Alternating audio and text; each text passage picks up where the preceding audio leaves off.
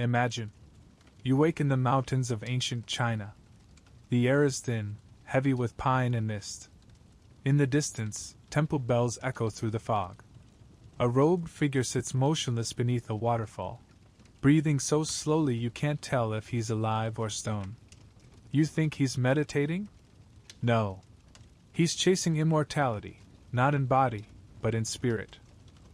The Daoist masters believed the secret to eternal life wasn't hidden in gold or gods, but in the breath, in the balance, in the silence between heartbeats. The morning unfolds slowly. The sky is pale jade. Mist curls around your ankles as you follow the sound of water deeper into the mountain. Each droplet falling from the cliffs feels like a heartbeat of the earth itself, steady, patient, eternal. You can smell the resin of pine, the faint sweetness of moss, and the mineral scent of cold stone.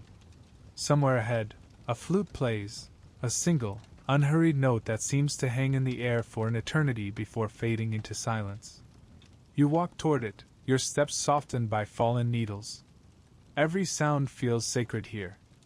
Every breath feels older than you. Daoist sages called breath qi, life force. To them, it wasn't just air. It was the rhythm of the cosmos, the invisible thread that tied heaven and earth together. You inhale, and for a moment, it feels as if you're breathing with the mountains themselves. They said immortality began not with defiance of death, but with harmony, the moment you stopped fighting the world and started flowing with it. A mountain stream doesn't resist the rocks, it shapes itself around them. The sage learns from that. He sits beneath a waterfall, not to test endurance, but to listen, to hear how the world moves, and how the heart might move with it. You approach him. His eyes open, clear and unblinking as still water. "Do you hear it?" he asks. You listen again. There's only wind, water, and the slow rhythm of your breath. "That," he says, "is the Tao." He gestures for you to sit.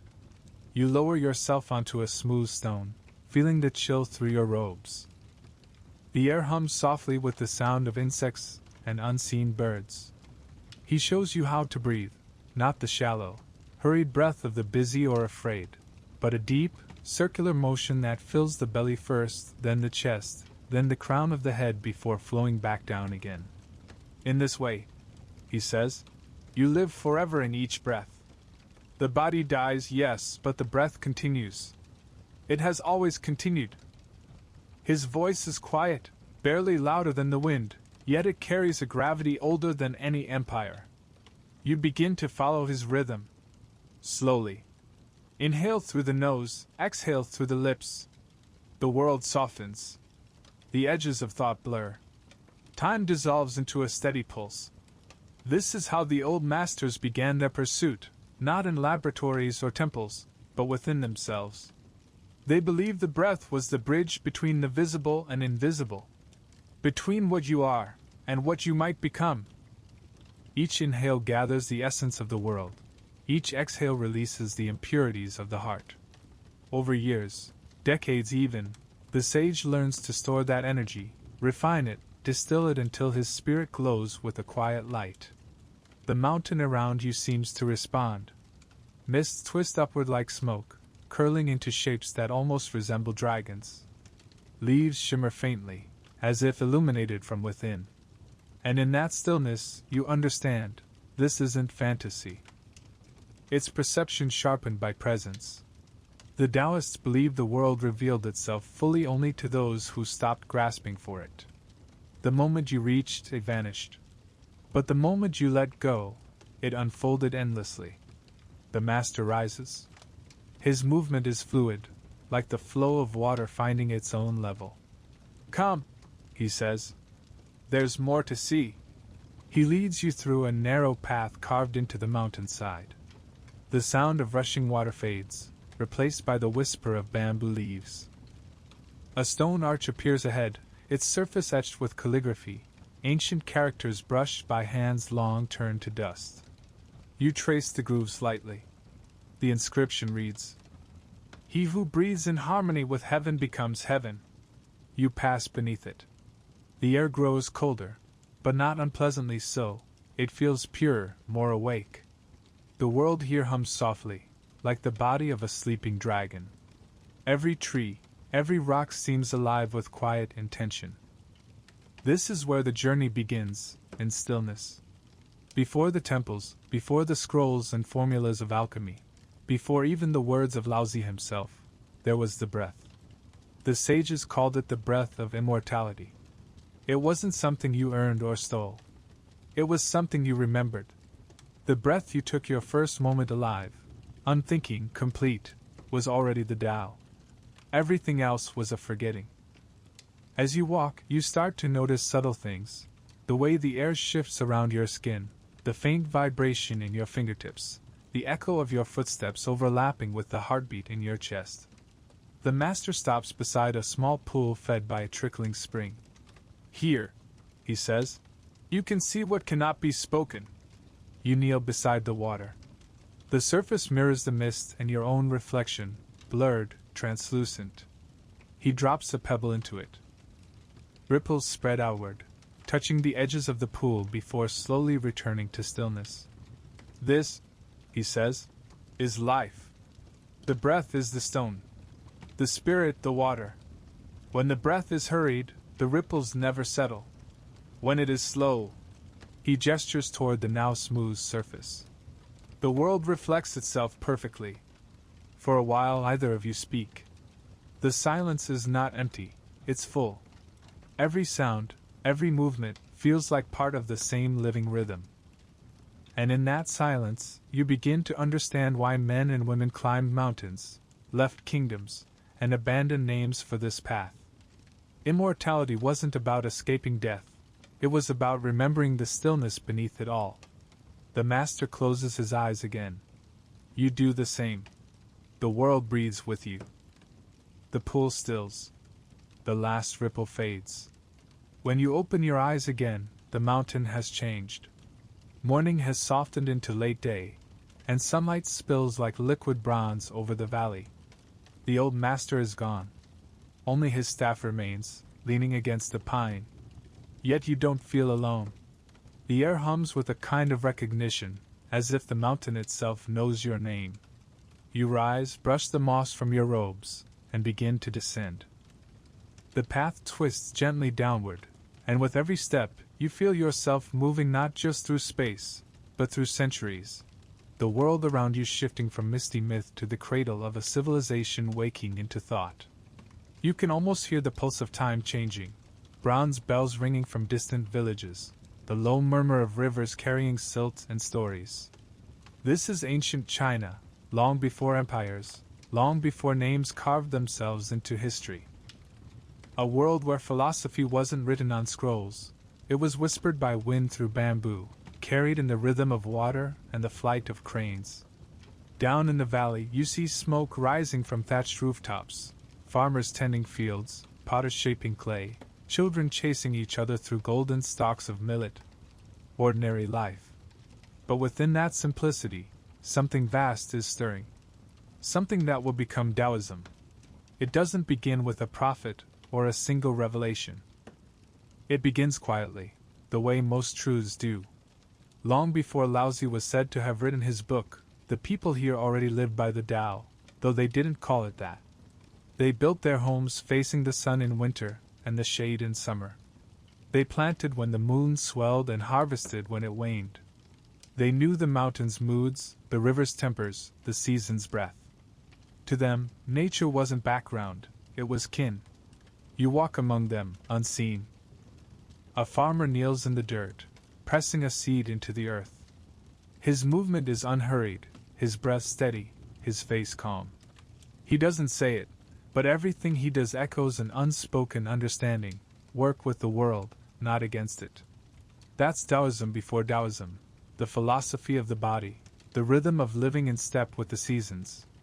Nearby, an elder woman sits on a wooden stool weaving a basket. Her hands move in a pattern older than memory. Over and under, tension and release.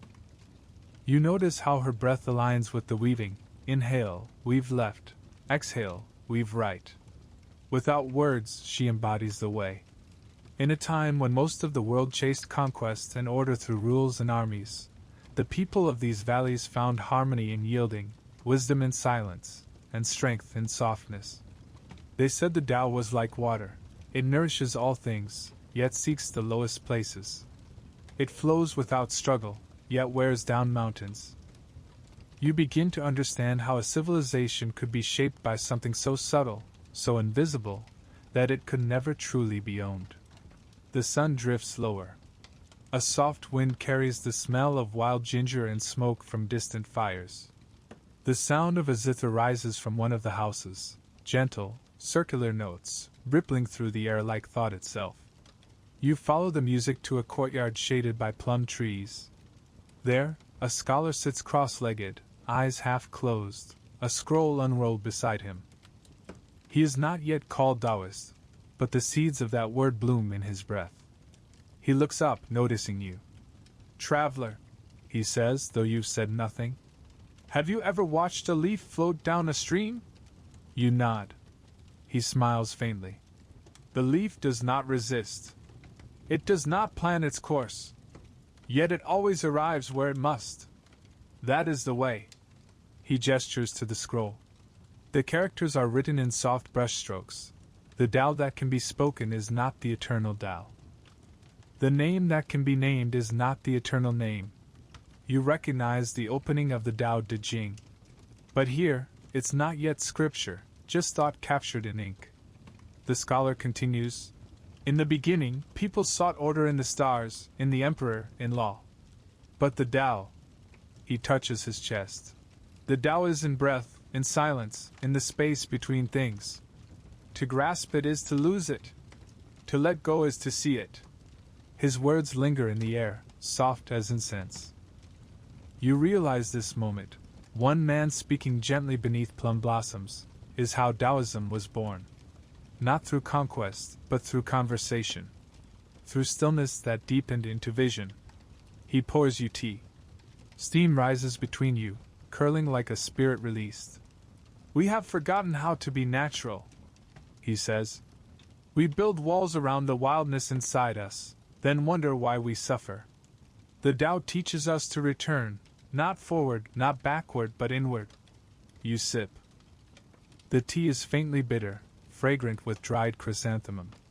He continues, "There were those before me, the mystics of the mountains, who practiced breathing until they became the breath itself. They said that when you align with the Tao, the heart beats with the rhythm of heaven. The rain falls where it must. The seed grows without asking how. The sage lives like that." Outside, thunder murmurs across the valley. The scholar looks up, eyes bright. "Even now, the sky speaks the Tao," he says. "Listen." The rain begins, soft, deliberate, endless. You watch the drops beat on the tiles, slide down bamboo leaves, pull in the dirt paths. The scholar doesn't move. He lets the rain soak his robe. "To resist is to tire," he murmurs. "To yield is to endure." When the rain eases, the air smells of wet stone and life. You feel something settle inside you, a quiet recognition that the Tao isn't something to be believed, but experienced. The scholar rolls up his scroll. "One day," he says, "people will call this philosophy. They will argue, right divided into schools. But the truth will always be simpler. The Tao is not a system. It is the world breathing." You walk again, leaving the valley behind. The mist thickens, curling around your feet. Shapes appear within it, monks, hermits, wanderers clutching staffs and gourds of wine. They walk the same paths centuries apart, each searching for the way in their own heart. One passes you humming an old verse. To understand the Tao, look to the bird's flight, the fish's swim, the child's laugh. What they know cannot be taught. Another carries a small brazier of incense, the smoke trailing upward like prayer. "The Tao," he whispers, "is the space between breaths. Do not seek to hold it. Simply breathe." You begin to notice how the philosophy spreads, not through conquest, but contagion of calm. Farmers quote it in their fields. Scholars debate it under lantern light. Soldiers find solace in its words after battle. Even emperors will one day seek it, though they will never master it. And through it all, the Tao remains untouched, quiet, impartial, infinite. Night falls again. Lanterns flicker along a riverbank where poets gather, their reflections trembling on the water's surface. One recites softly, "Man follows earth. Earth follows heaven. Heaven follows the Tao. The Tao follows what is natural." The others nod, lost in thought. You realize that this union of art, philosophy, and breath, is how Daoism truly took root. It didn't demand belief. It invited attention. The poets drink wine, their laughter rising into the night. A musician plucks a slow tune on his chin, each note fading like rain on stone. You feel yourself drifting again, carried by the current of centuries. The scholar's voice returns to you, as if whispered by the river itself. The Tao is not a path you walk. It is the ground beneath your feet, the wind against your face, the thought before thinking. When you live gently enough, you are already walking it. You close your eyes. The river becomes the breath again, inhaling, exhaling, eternal. When you open them, you're back among mountains. The same peaks, the same mist, the same endless hum of the world being itself. Somewhere far off, temple bells ring. Not as an ending, but as an invitation, to climb higher, to follow the way deeper, toward the heart of the old sage whose name will echo forever, Laozi. And so, without breaking stride, you take the next step, upward, into the quiet where the old master waits once more, and where the story of Laozi and the way begins to unfold. The wind shifts. Mist unravels around your ankles like silk. The mountain path winds upward, narrow and steep, and as you climb, the sound of temple bells fades into something older, the quiet murmur of the world thinking itself into being. You've walked a long time through the fog of ages, through valleys where peasants worked and poets dreamed, through the hum of an awakening philosophy that had no name until now. The mountain air grows thinner, purer, and with every breath you take, the world below feels farther away, the noise, the striving, the endless tangle of human wanting. And then, through the mist, you see it, a small mountain hut with a thatched roof, a single lantern glowing faintly by the door. The light flickers like a pulse, steady and alive. Beside it stands an old man with hair the color of frost, and eyes that seem carved from still water. He leans on a walking stick made of gnarled bamboo. His robe is plain, unadorned, the color of dry earth. You already know his name before he speaks. Laozi, the old master. He regards you with a faint smile, neither welcoming nor dismissive, as if he's been expecting you since before you were born.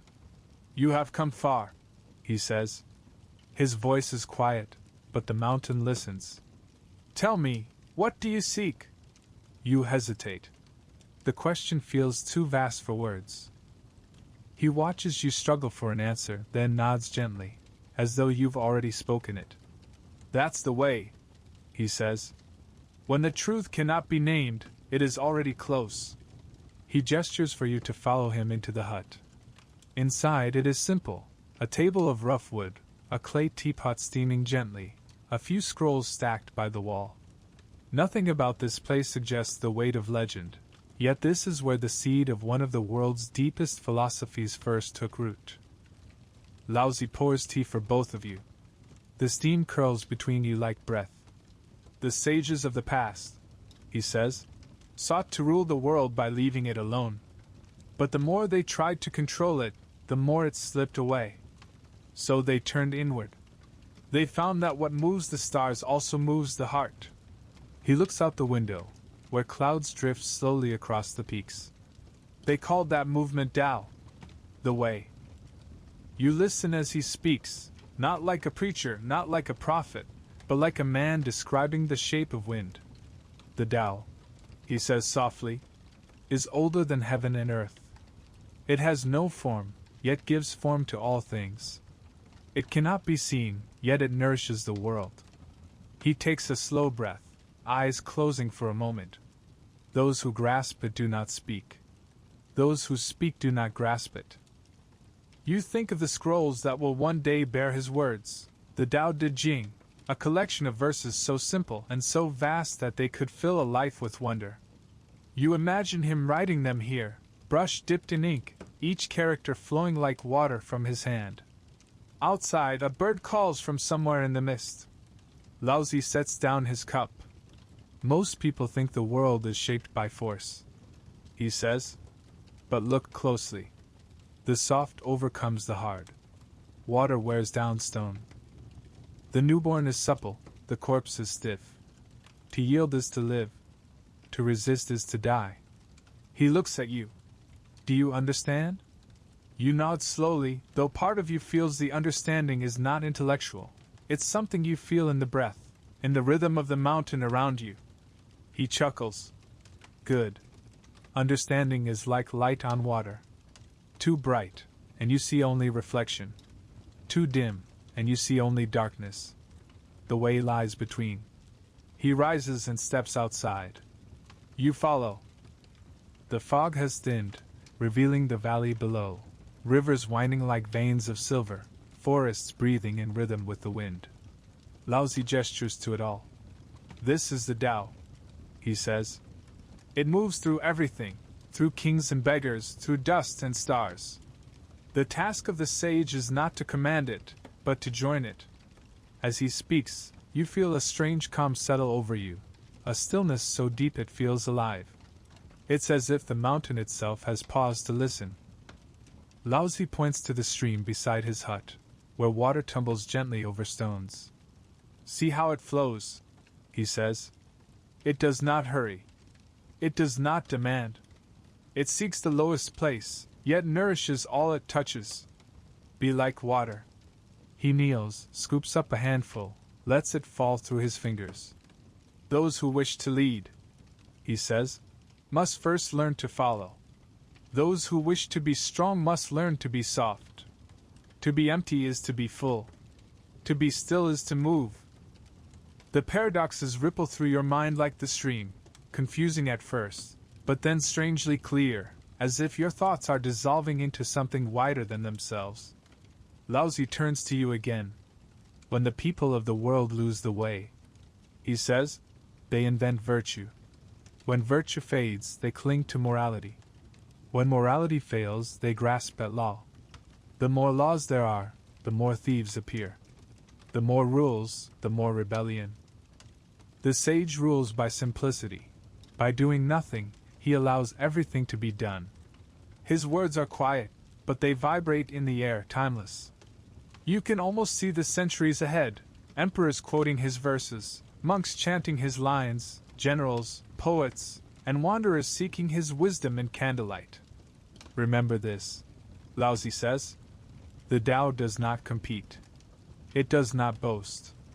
It simply is. To walk in harmony with it is to forget yourself. He steps back into the hut and opens one of the scrolls. Listen. His voice becomes a low chant, the cadence of the ancient verses carried on the mountain wind. Man models himself on earth. Earth models itself on heaven. Heaven models itself on the Tao. The Tao models itself on what is natural. As he reads, the lines seem to move through you rather than past you. Each word feels less like instruction and more like recognition, something you've always known but forgotten. When he finishes, Laozi lays the scroll aside. People will come to call this book Te Ching, he says, the classic of the way and virtue. But the words are not mine. They belong to the wind, the rivers, the breath between heartbeats. I am only the reed they pass through. You ask quietly, will they understand you? He smiles, not sadly, but knowingly. Some will. Most will not. But that does not matter. The Tao does not need believers. It needs witnesses. He pours you another cup of tea. You have walked far to reach this place. Tell me, what do you think the Tao is? You hesitate. The question feels impossible. Finally you answer, it feels like stillness that moves.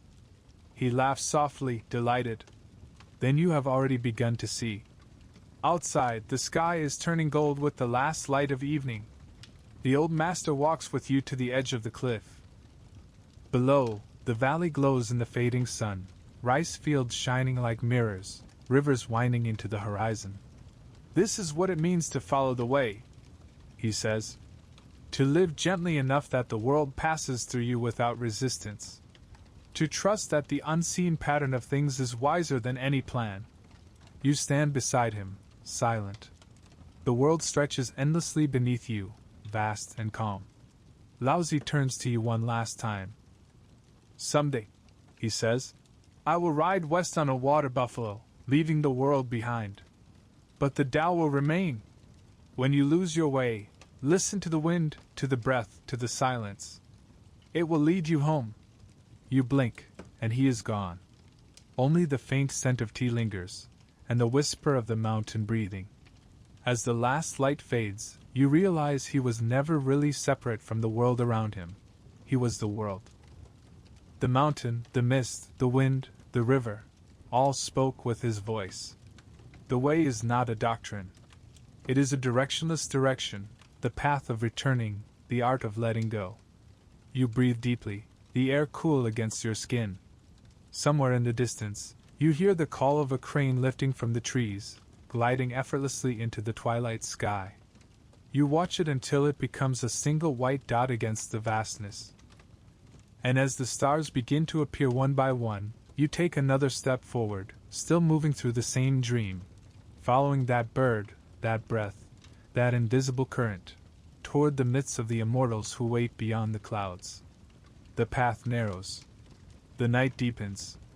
And the way continues. You keep walking long after the light has faded. The world around you is swallowed by twilight, not darkness, but that soft, endless in-between where shapes blur and stories come alive. The path winds through pines whose needles whisper like distant rain. Every so often, a glimmer flickers in the fog. A lantern? No, something stranger. A pulse of silver light, here and gone again, like the blink of a spirit's eye. You think of Laozi's final words, listen to the wind, to the breath, to the silence. And then, faintly, you hear it, laughter. Not mortal laughter, but something thinner, lighter, echoing like glass chimes on a mountain breeze.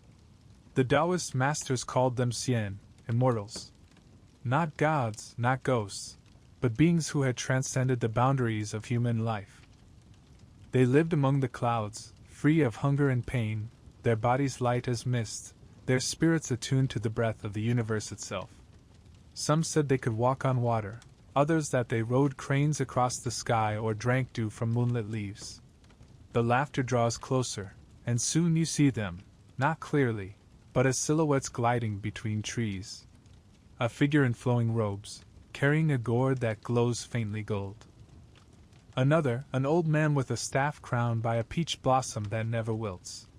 They move like smoke, yet their feet touch the ground. You pause, unsure if they are dreams or memories. But they turn to you and smile. Ah, says one, a woman with hair white as winter clouds, her eyes bright as spring water. Another wanderer seeking the way. You bow slightly, and she laughs again. Don't look so solemn. We are not gods to be worshipped. We're just people who forgot how to die. Her voice carries the scent of plum blossoms. Around her, the fog glows faintly. Sit, she says, motioning to a flat stone. It's a long story, and we've got eternity. You sit. She begins to speak, her words drifting between myth and memory. There was a time, she says, when the world was new and people still listened. The mountains were alive with seekers. Some came for wisdom, others for power, a few simply because they loved the wind. She smiles, looking toward the horizon where dawn hints at the edges of night. A few of us found something we didn't expect. The old man beside her chuckles softly. We were fools, mostly. But the Tao, it's patient with fools. He leans on his staff and continues. They say immortality comes in 3 forms. There is the Shinxian, the spirit immortal, who dissolves into light and returns to the heavens. There is the Di-Xian, the earth immortal, who hides in mountains and lives for 1,000 years. And there is the Shi-Jie-Xian, the corpse-released immortal, who fakes his death and slips quietly away to wander forever. He gives you a knowing smile. Sometimes, the only way to live forever is to let the world believe you're gone. The woman nods. We learned that the secret was not in elixirs or spells, but in balance. The breath, the body, the heart, all moving together until the line between them disappears. When there is no separation, there is no decay. She reaches into her sleeve and draws out a peach. Its skin glows faintly, as if lit from within. The peaches of immortality, she says playfully. They grow in the gardens of the Queen Mother of the West. Ripen once every 3,000 years. But the real fruit, she taps her chest, grows here. You watch as she takes a bite. The juice glitters like moonlight. Most people think we escaped death, she says softly. But the truth is, we just stopped fearing it. Another figure approaches, younger, mischievous, his hair tied carelessly with a strip of hemp cloth. He's carrying a bamboo flute and grinning like he knows every secret in the world. Don't let her fool you, he says. It took her centuries to stop fearing it. She throws a peach pit at him. He dodges, laughing. He sits beside you, spinning the flute between his fingers. We were once like you. Curious. Hungry for meaning. The mountain tests that hunger. First, it starves you of comfort. Then of certainty. Until all that's left is what cannot be taken, breath, awareness, the rhythm beneath thought. That's where immortality begins. He looks out over the valley. Some of us learned by meditation, others by mistake. A few of us drank things we probably shouldn't have. He grins, eyes glinting. Mercury, mostly. Terrible idea. The woman sighs. You'd think enlightenment came with common sense. He shrugs. Apparently not. They laugh together, like old friends who've seen too many centuries to take anything too seriously. You ask quietly, if you are immortal, do you ever get lonely? The laughter fades. The young man's smile softens. Sometimes, he admits. But the sky is good company. And the wind, it remembers your name. The old man taps his staff against the ground. Lonely, yes, but free. You see, the mortal world is full of noise. Kings chasing glory, merchants chasing gold, lovers chasing each other through endless stories. The immortal world is simpler. Just the Tao, flowing endlessly, and us, little ripples on its surface. He looks at you kindly. Would you trade that for anything? You shake your head. Good, he says. Then perhaps you'll understand what comes next. The woman leans closer. In time, people began to tell stories about us. They gave us names. Lu Dongdan, He Xiangu, Han Xiangzi. The 8 Immortals, they called us. We didn't choose the title. We were simply travelers who found the road didn't end. You recognize some of the names, heroes of old tales, painted on porcelain, carved in temples. The flute player who could charm flowers into bloom. The immortal maiden who floated between clouds. The scholar who carried a sword that cut through illusion itself. They turned us into symbols, she says. Each of us representing something human, wisdom, compassion, courage, joy. People prayed to us, built statues, wrote songs. But all we ever wanted was to remind them that the Tao is not far away. It's in the breath you're taking right now. The flute player lifts his bamboo pipe and plays a slow, rippling melody. The sound is like wind over water, so soft it feels like memory. The others close their eyes. You do too. For a moment, the mountain disappears. There's only the music, the breath, the faint vibration of life itself humming through you. When you open your eyes, dawn has broken fully. The immortals are standing now, their forms half translucent in the light. It's time, says the old man. We must go where mortals cannot follow. You rise too. The air feels lighter, filled with quiet wonder. Before they fade, the woman takes your hand. Her skin is cool as river water. Remember, she says, the way is not somewhere above the clouds. It's in the act of walking, breathing, being. Follow that, and you'll meet us again. The flute's melody rises once more, playful now, like laughter on the wind.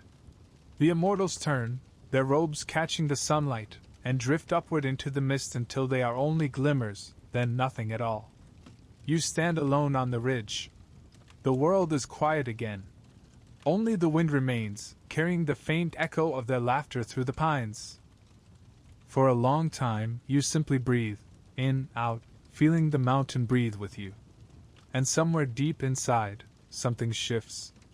The idea of immortality no longer feels distant or divine. It feels familiar. Like a truth you've always known, that eternity is not measured in years, but in awareness. That to live in harmony with the Tao, even for a moment, is to touch what never ends. The wind stirs your sleeve, and you turn toward the higher peaks, where clouds gather like gates to heaven. You begin to climb again, quietly, steadily, following the same invisible current that carried the immortals before you. The air grows thin. The sound of the world fades until all that remains is your heartbeat and the whisper of your breath. And somewhere ahead, through the drifting silver mist, you glimpse the shape of a temple perched on the highest ridge, its eaves catching the dawn light like wings. You know without being told, this is where the next part of the journey waits. The mountain of Heaven's Gate, the place where mortals once reached for eternity. So you keep walking, each step lighter than the last, until your own shadow seems to dissolve into the rising sun. The path bends, the clouds part, and the world opens, vast, infinite, filled with quiet promise. And there, between heaven and earth, the story breathes on. The clouds thin as you climb. Each breath is sharp and cold, filling your chest like mountain glass. The path beneath your feet narrows to a ledge carved by centuries of wind and water, its stones polished smooth by the passage of pilgrims. Far below, the valleys unfold in ripples of green and silver, dotted with rivers that glitter like threads of mercury in the early light. Above you, the peaks rise into clouds so white they seem to dissolve into heaven itself. For the ancient Daoists, these mountains were not just stone and soil. They were living beings, sacred lungs of the earth where heaven breathed into the world. To climb them was not simply to travel upward. It was to move closer to eternity. You reach a bend in the path and pause to catch your breath. A few paces ahead, a wooden sign, worn smooth by rain and time, marks the way, Wudangshan, Gate of the Clouds. The characters are faded but powerful, each stroke carved with reverence. You've heard of Wudang before, one of China's most sacred peaks, home of monks who balance on cliffs and breathe as if they were part of the wind. But now, seeing it, you understand why the ancients called such places the gates to heaven. It isn't that they touched the sky. It's that they made the sky feel close enough to touch. A bell rings somewhere far above. Its tone rolls through the mist like a slow heartbeat. With each sound, something deep in your chest seems to echo it. You keep climbing. The air grows cooler, and soon you see terraces of gray stone unfolding like steps for giants. Moss carpets the walls, and thin streams trickle beside the stairs, whispering in voices too old to translate. The scent of pine resin sharpens. As you ascend, faint figures appear on the slopes, not people, but statues, each weathered by centuries of wind and rain. Here stands a hermit carved in meditation, his eyes closed, his robe merging with rock. There, a celestial being with wings unfurled, forever frozen between ascent and stillness. These are not idols. They are reminders, embodiments of what it means to rise without striving. The higher you go, the more the world below disappears, swallowed by mist. You are between realms now, not quite earth, not quite sky. You come upon a small pavilion balanced on the edge of a precipice. Inside, a monk sweeps the floor with slow, deliberate motions. His robe is the color of old smoke, his movements as steady as the wind. He looks up as you approach and smiles faintly. "Traveler," he says, "you've come far. Tell me, what do you see when you look at this mountain?" You glance around. "Stone," you say. "Clouds, trees, sky." He nods. "And what lies beyond them?" You hesitate. "The Tao?" The monk's smile widens. "Good. Most forget that mountains are not obstacles. They are mirrors." The higher you climb, the more clearly you see yourself. He gestures for you to sit beside him. You do, the stone cool beneath you. The view stretches endlessly, a sea of white mist rolling below, peaks piercing through like islands in a celestial ocean. "Here," the monk says softly, "the boundary between worlds thins." The ancients called such places Tianmen, the gates of heaven. They believe that when the spirit grows light enough, the body follows. He points to the horizon, where a shaft of sunlight pierces the clouds. "Look! Even light must climb." He closes his eyes, inhaling deeply, his breath slow and circular. "When we breathe here," he says, "we breathe with the mountain. When the wind rises, it is the Tao exhaling." You mimic his rhythm. The air feels different, heavier, but alive. It fills you like music made of silence. For a moment, you feel the weight of your own body lighten. The edges of thought soften. The monk continues speaking, his voice calm as drifting snow. "Our ancestors said that the 5 great mountains of China are the pillars of the world. Taishan in the east, Huashan in the west, Hunshan in the south, another Heng in the north, and Songshan in the center. Each is a gate, and each guards a truth." He pauses. "Taishan teaches reverence, for it is where emperors once climbed to commune with heaven. Huashan teaches courage, for its cliffs test even the fearless. The southern Heng teaches patience, the northern endurance, and Songshan balance." He leans on his broom, eyes still half closed. "Wudang, this mountain, teaches harmony. The balance between motion and stillness, softness and strength. It is said that even the cranes here meditate, and the stones themselves practice stillness until they forget they are not clouds." You smile, uncertain if he is joking. He opens one eye, sees your expression, and chuckles softly. "Don't laugh. Everything practices. Even the wind." He rises and begins sweeping again. "Do you know why Daoists sought mountains?" he asks. You shake your head. "Because here, the noise of men fades, and what remains is truth. In the city, the Tao hides behind walls. Here, it walks beside you. The cliffs teach humility. The mist teaches impermanence. The wind teaches how to bend without breaking. Every step upward is a lesson." He finishes sweeping and looks at you again. "But remember, climbing is not escaping. It is returning. The higher you rise, the closer you come to the ground within." He gestures toward a narrow bridge of wood and ropes stretching across a chasm. "That way leads to the upper shrine. Many walk at once and never need to again." You thank him and step onto the bridge. The ropes creak softly beneath your feet, and the air hums with invisible energy. Halfway across, you stop and look down, clouds swirling like water below, their depths shifting with light. It feels as if you're walking across the sky itself. When you reach the other side, the landscape opens, terraces carved into the cliffs, each one holding a small temple roofed in green tiles. Incense smoke rises from bronze braziers, curling upward like thoughts released. Monks move silently among them, their footsteps barely audible on the stone. You wander between the temples. Bells chime in the distance, slow and resonant. A few pilgrims kneel before a statue of a robed immortal, their foreheads touching the cold stone. Their prayers are whispers, barely distinct from the wind. In one courtyard, a scroll flutters on a wooden post. You step closer. The calligraphy reads, The mountain is not high. It becomes sacred when the immortals dwell within it. You realize then that these mountains were never just geography. They were sanctuaries of imagination, places where mortals and immortals met halfway. A temple was not meant to reach heaven but to remind heaven where the earth began. The scent of incense thickens as you move deeper into the complex. Somewhere, a drum beats, slow, steady, echoing through stone corridors like a heartbeat of the mountain itself. You come to a platform overlooking the sea of clouds. A young novice stands there, eyes closed, arms outstretched. He seems barely more than a boy, yet his stillness radiates a wisdom beyond years. You watch as he breathes in, the clouds rise. He breathes out, they seem to descend. He opens his eyes and smiles.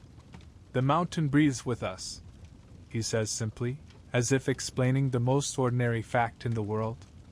When we forget to listen, storms come. The wind stirs your hair, cool and fragrant. You find yourself smiling too. As the sun begins to set, the entire peak glows with amber light. The temples, the statues, the drifting smoke, all turn golden, suspended between day and night.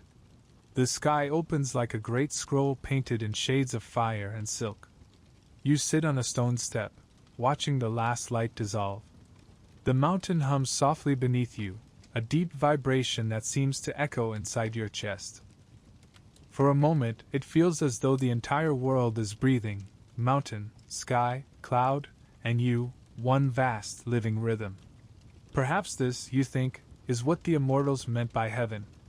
Not a place above, but a harmony within, a state where nothing resists its own nature. The monks begin lighting lanterns along the paths. Their glow flickers like stars fallen to earth. One by one, the mountainside comes alive with light, tiny flames floating in the dusk, mirroring the constellations overhead. You take a slow breath. The air tastes of incense and pine and distant rain. The bell rings once more. Its sound rolls through the valley, gentle and endless. The monk's voice seems to drift back to you through the echo. Remember, traveler, the mountain is not the goal. The mountain is the mirror. Climb carefully, and you may see yourself looking back. You rise and begin to walk again, following the lantern-lit path upward. The air thins, the world grows quiet, and somewhere above, hidden beyond the mist, the next truth waits, the alchemy of the Tao, the transformation of spirit itself. The stars gather overhead like 1,000 silent eyes, watching, waiting, reflecting the fire that glows faintly now in your own breath. And without pause, you keep climbing, one slow step into the infinite. The path curves inward, threading between cliffs that seem to breathe mist. The stone here glows faintly in the moonlight, veins of quartz pulsing like frozen lightning beneath the surface. Every footstep sounds different, hollow, resonant, as though the mountain has become an instrument and you are part of its slow, unending song. Ahead, a dim, orange light flickers through the fog. At first, you think it's another temple lantern, but the glow is steadier, deeper, like the heart of a forge. As you approach, you begin to hear the faint crackle of fire and the rhythmic clink of metal. You emerge into a small clearing encircled by boulders blackened with soot. In the center stands a hut half buried in the rock, its roof covered with moss, smoke curling lazily from a vent in the top. The air is warm, fragrant with minerals and herbs, cinnabar, pine resin, and something sharper, like heated copper. A man sits before the fire. His hair is long and tangled, his robe patched with ash. Before him rests a low stone table cluttered with vessels, bronze cauldrons, jade bowls, flasks sealed with wax. A faint shimmer of vapor rises from one of them, catching the moonlight in ribbons of silver. He doesn't look up as you approach. Careful, he murmurs. The air here listens. You pause, unsure what he means. Then he gestures to the cauldron. Everything we do here is transformation. Metal becomes vapor, vapor becomes breath, breath becomes thought. He finally lifts his gaze. His eyes gleam with a light that's not entirely mortal. bright, feverish, but calm beneath the surface. "You've come for the way," he says, "but the way is not just silence and breath. It is also fire. Every soul must pass through its own furnace." He reaches into the flame with a pair of iron tongs and withdraws a small crucible. The metal glows white-hot. "Outer alchemy," he says, "is what fools chase: gold, elixirs, eternal life for the body. But true alchemy." He tips the crucible, letting molten metal drip onto a plate of stone. "True alchemy happens here." He taps his chest. You watch as the drops cool into tiny globes of silver.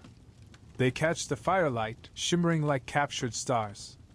"The ancients began with metal," he continues. "They believed that if they could perfect what was impure, they could mirror the harmony of heaven. But metal only imitates the spirit. The real transformation is inward." He picks up one of the silver globes, holds it up between two fingers. "To purify oneself is to distill chaos into stillness, to let what is coarse fall away, until only essence remains. You begin with Jing, the physical vitality of the body. You refine it into Qi, the living energy that flows through breath. And when Qi is perfected, it becomes Shen, spirit, pure and luminous. That is the alchemy of the Tao." He sets the silver bead down gently. "Most think alchemy means turning lead into gold. They forget that lead, too, was once part of the stars." The hut flickers with light as he adds herbs to the cauldron: dried chrysanthemum, powdered pearl, a pinch of crimson cinnabar. The mixture hisses softly.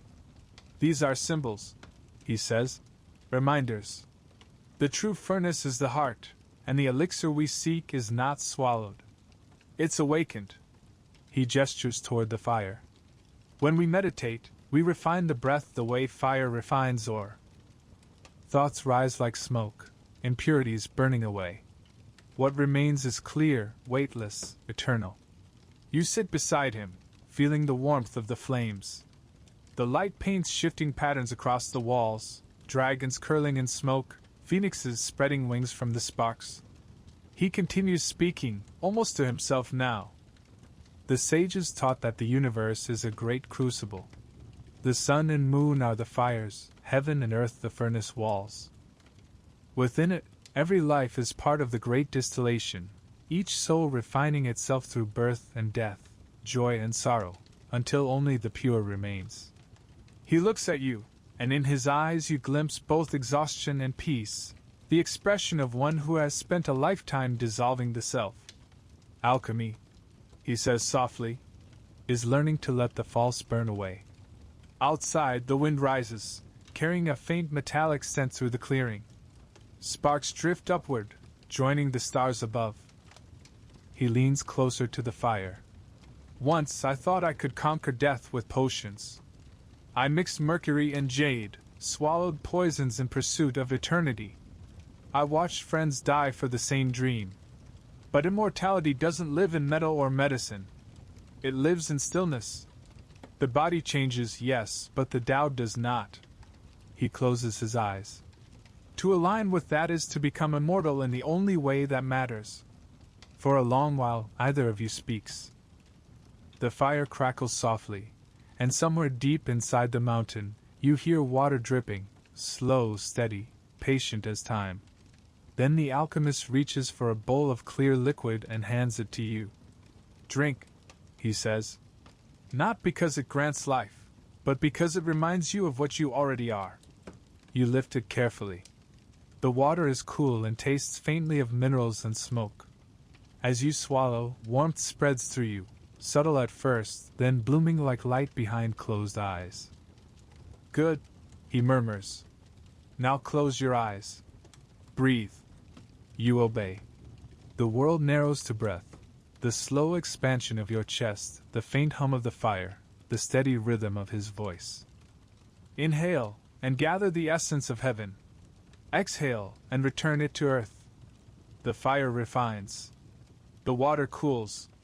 Within this balance, the spirit shines. As he speaks, you begin to feel something, a pulse that isn't quite your heartbeat. It moves through you, rising from your abdomen to your chest, from chest to crown, then descending again in a gentle spiral. The warmth of the fire seems to move within your own body, melting boundaries between flesh and air. When you open your eyes, the room seems brighter, not from the flames, but from the faint radiance in everything around you. The alchemist watches quietly, nodding. "Now you see," he says. "Fire outside, fire within. When they burn together, the two become one." He gestures toward the cauldron, where the last of the liquid has evaporated, leaving behind a faint golden residue. We call it the elixir, but it's just a mirror. It shows you what was always there. The real gold. He taps his heart again. His silence refined into awareness. He stands, stretching stiffly. When you leave this mountain, you'll see the world differently. The colors will be brighter, the sounds softer, the spaces between things wider. That's the first stage of transformation, to see that the Tao was never hidden, only overlooked. He steps outside and you follow. The night air is cool again, the stars brilliant against the black sky. The wind carries the faint scent of smoke and pine needles, and in that scent you recognize something familiar, the smell of both ending and beginning. The alchemist gazes upward. "The stars," he says, "are furnaces too. What they burn, they give as light. What we burn, we give as understanding." He looks at you one last time. "Remember this, you are both the flame and the vessel.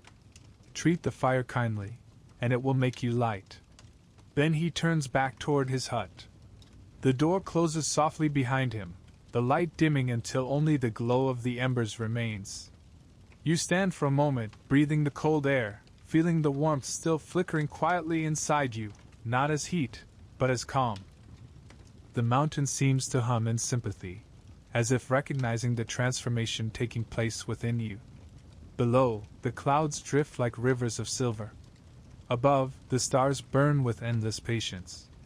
Somewhere between them, you find yourself, either mortal nor immortal, either student nor sage, just a spark in the great furnace of the Tao, refining, dissolving, becoming. And as you turn to continue your climb, the path glows faintly ahead, lit not by lanterns now, but by the quiet light of your own breath. You walk on, slow, steady, infinite, toward the next mystery waiting in the mist. The search for the outer elixir, the perilous dream of those who sought eternity in the wrong kind of fire. The mountain air sharpens as you climb. The scent of smoke fades behind you, replaced by something metallic, almost sweet, the smell of minerals heated by lightning or dreams burned too long in the mind. You know you're nearing another of the mountain's hidden sanctuaries, but this one feels different. It doesn't hum with peace. It hums with hunger. The path widens into a terrace carved into the cliffside. Before you rises a vast structure of stone and bronze, half laboratory, half temple. Its doors are inscribed with alchemical symbols. Dragons coiled around furnaces, phoenixes rising from crucibles, serpents devouring their own tails. From vents along the roof, faint plumes of vapor curl upward, glowing faintly blue in the moonlight. A figure in a heavy robe stands near one of the braziers, feeding logs into a roaring fire. His hands are steady, though his face, lit by the flame, gleams with sweat.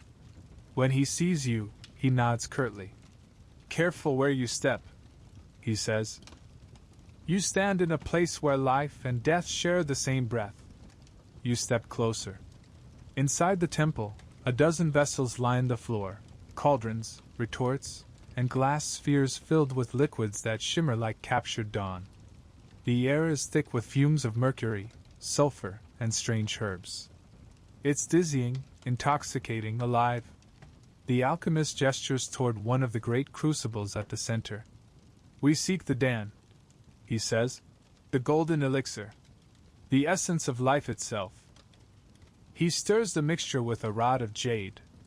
The liquid inside churns, glowing faintly red. They say that when the elixir is perfect, it will shine brighter than the sun and never cool. A single drop grants the body eternity. He smiles thinly, though there's no joy in it. Most who attempt it die before they finish.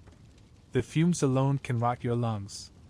But what is a few decades of life against the promise of forever? He motions for you to follow. You do, stepping carefully among the vessels.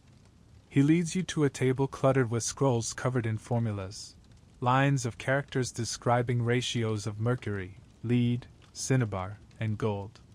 Some are smudged by sweat, others by tears. These recipes were passed down from the Emperor's alchemists, he says. Men who worked under moonlight for decades, trying to coax heaven into a bottle.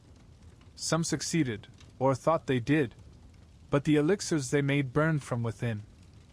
The emperors who swallowed them shone like fire for a night, and then vanished.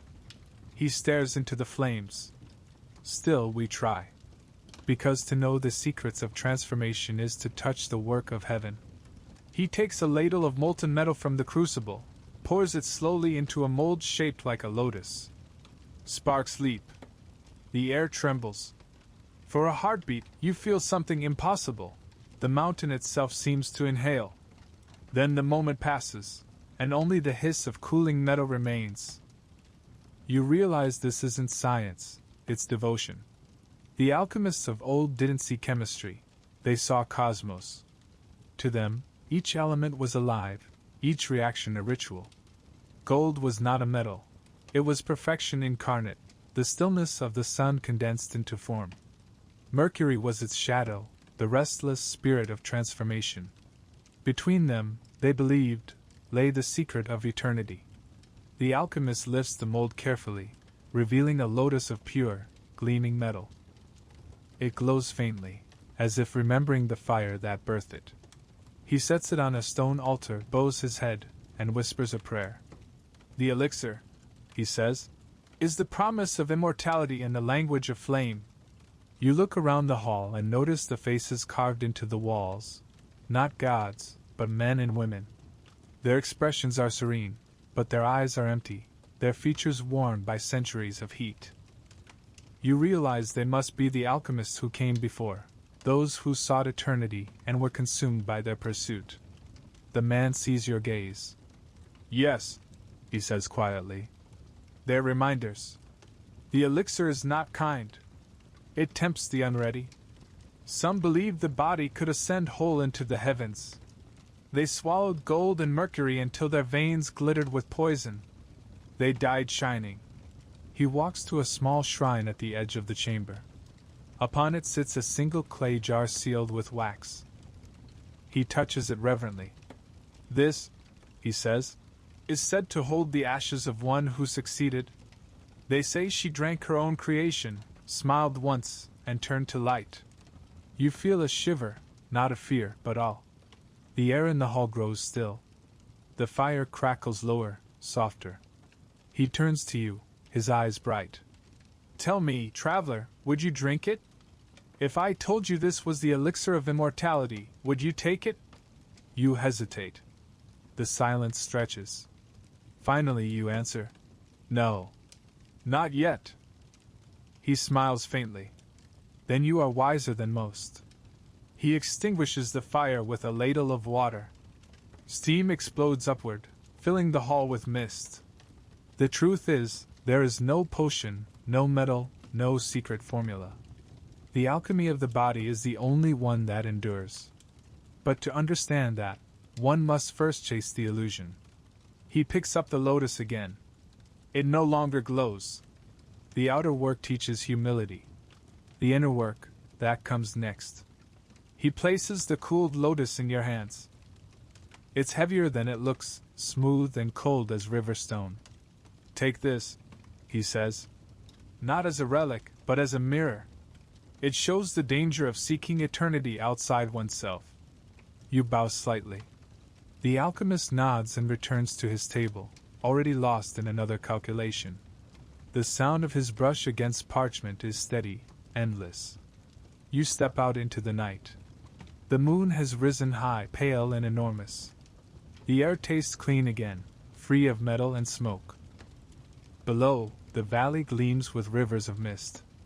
You hold the lotus up to the moonlight. Its surface reflects the sky in perfect clarity. and for a moment, you see your own reflection there, faint and uncertain. It feels like a lesson. The outer alchemists were dreamers, artists of matter who mistook the symbols of transformation for the truth itself. Yet their failures were not meaningless. Through their fire and folly, they revealed the deeper truth, that every furnace is a teacher, every poison a mirror. That eternity cannot be distilled in metal, but it can be found in the courage to let the flame burn through illusion. You set the lotus on a rock beside the path, leaving it for the mountain to claim. A breeze stirs the mist, carrying the faint scent of ashes and pine. As you walk on, you think of those who chased immortality with their hands, the emperors who drank fire, the monks who perished in smoke, the nameless dreamers who reached for heaven and found only themselves. Their stories linger in the night like embers, glowing faintly along the road.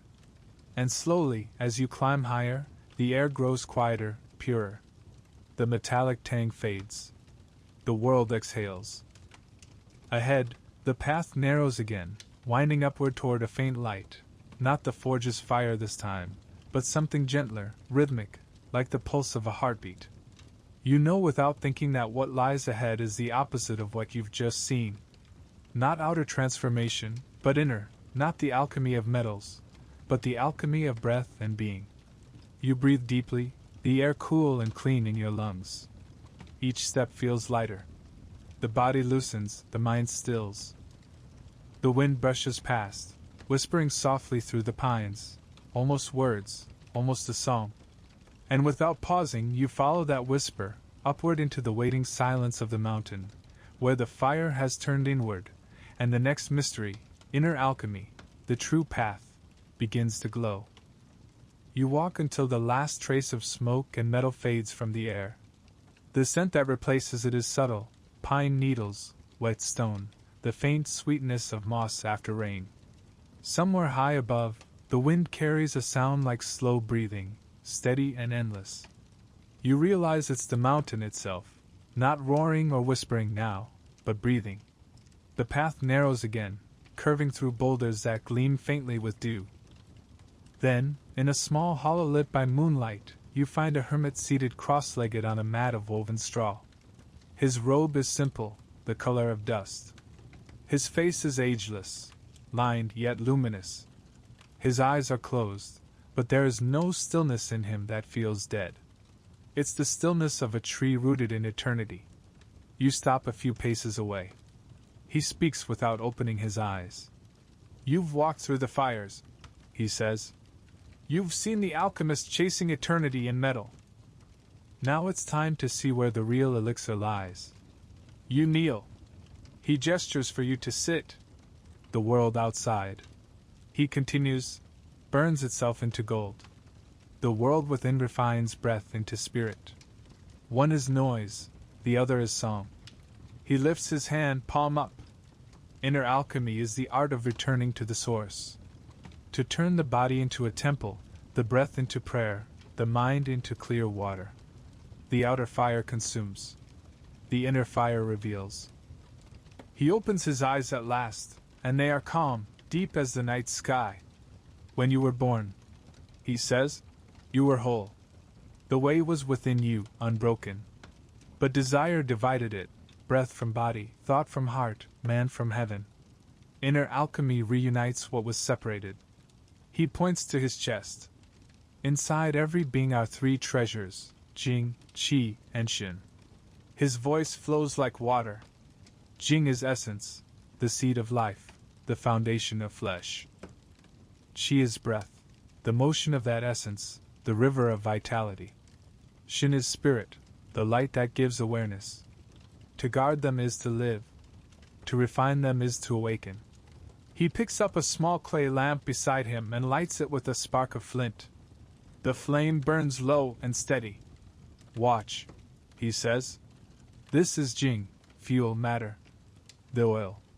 This," he waves his hand above the lamp, "is Qi, the movement of the flame. And this," he touches the light reflected in your eyes, "is Shen, the radiance that sees." He leans back. "If you waste the oil, the flame dies. If you guard it, the light endures." When the oil, flame, and light become one, there is no distinction between them, only brilliance. You stare at the lamp, mesmerized. The air around it seems to pulse gently, each flicker echoing the rhythm of your breath. He speaks again, softer now. The first task is to gather the scattered spirit, to quiet the restless mind that chases thoughts like butterflies.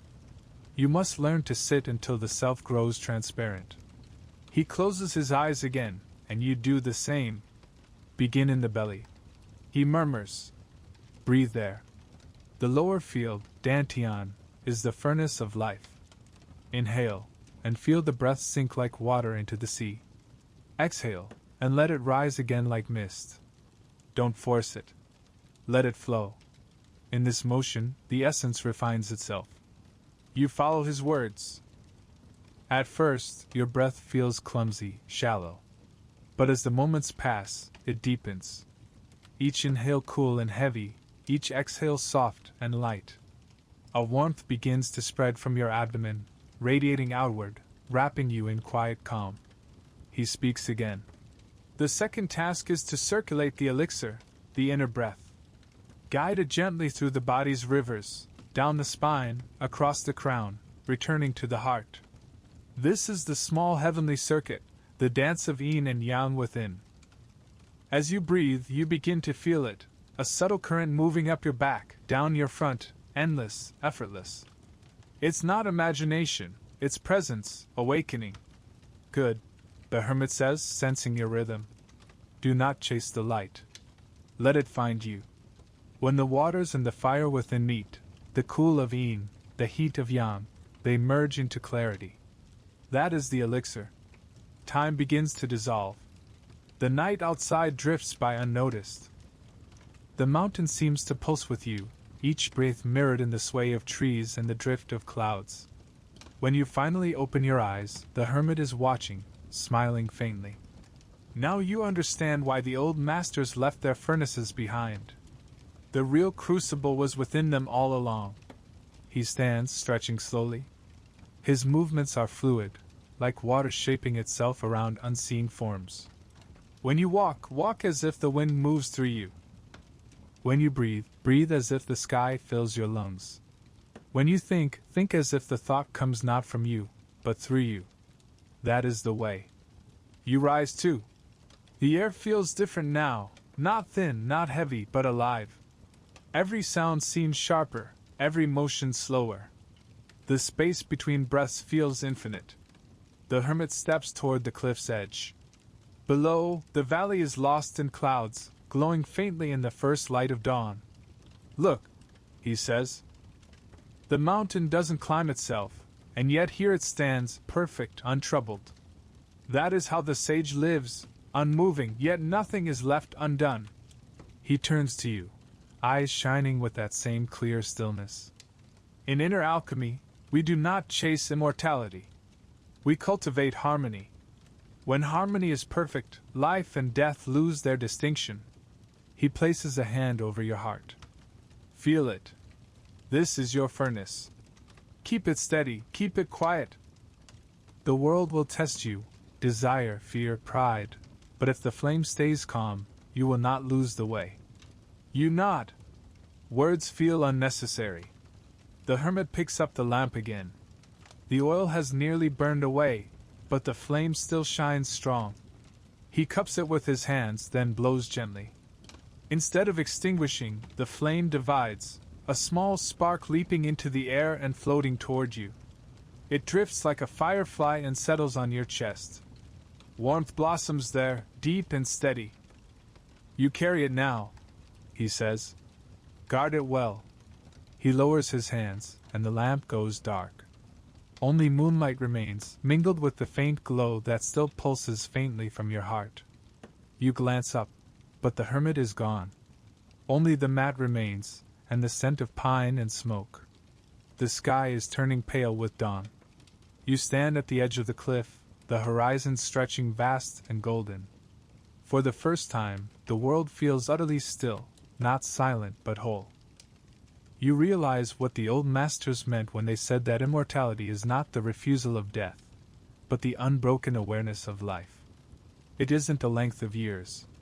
It's the state of being, the unending moment where breath, body, and spirit move as one. The wind brushes past you gently, as if bowing in recognition. You bow back. Somewhere far below, temple bells ring, soft, resonant, eternal. You take one slow breath, feeling the warmth of the inner flame steady within you, and begin walking again. The path leads upward, always upward, toward the light of morning and the next unfolding truth, the mysteries of the three treasures, Jing, Qi, and Shin. You don't hurry.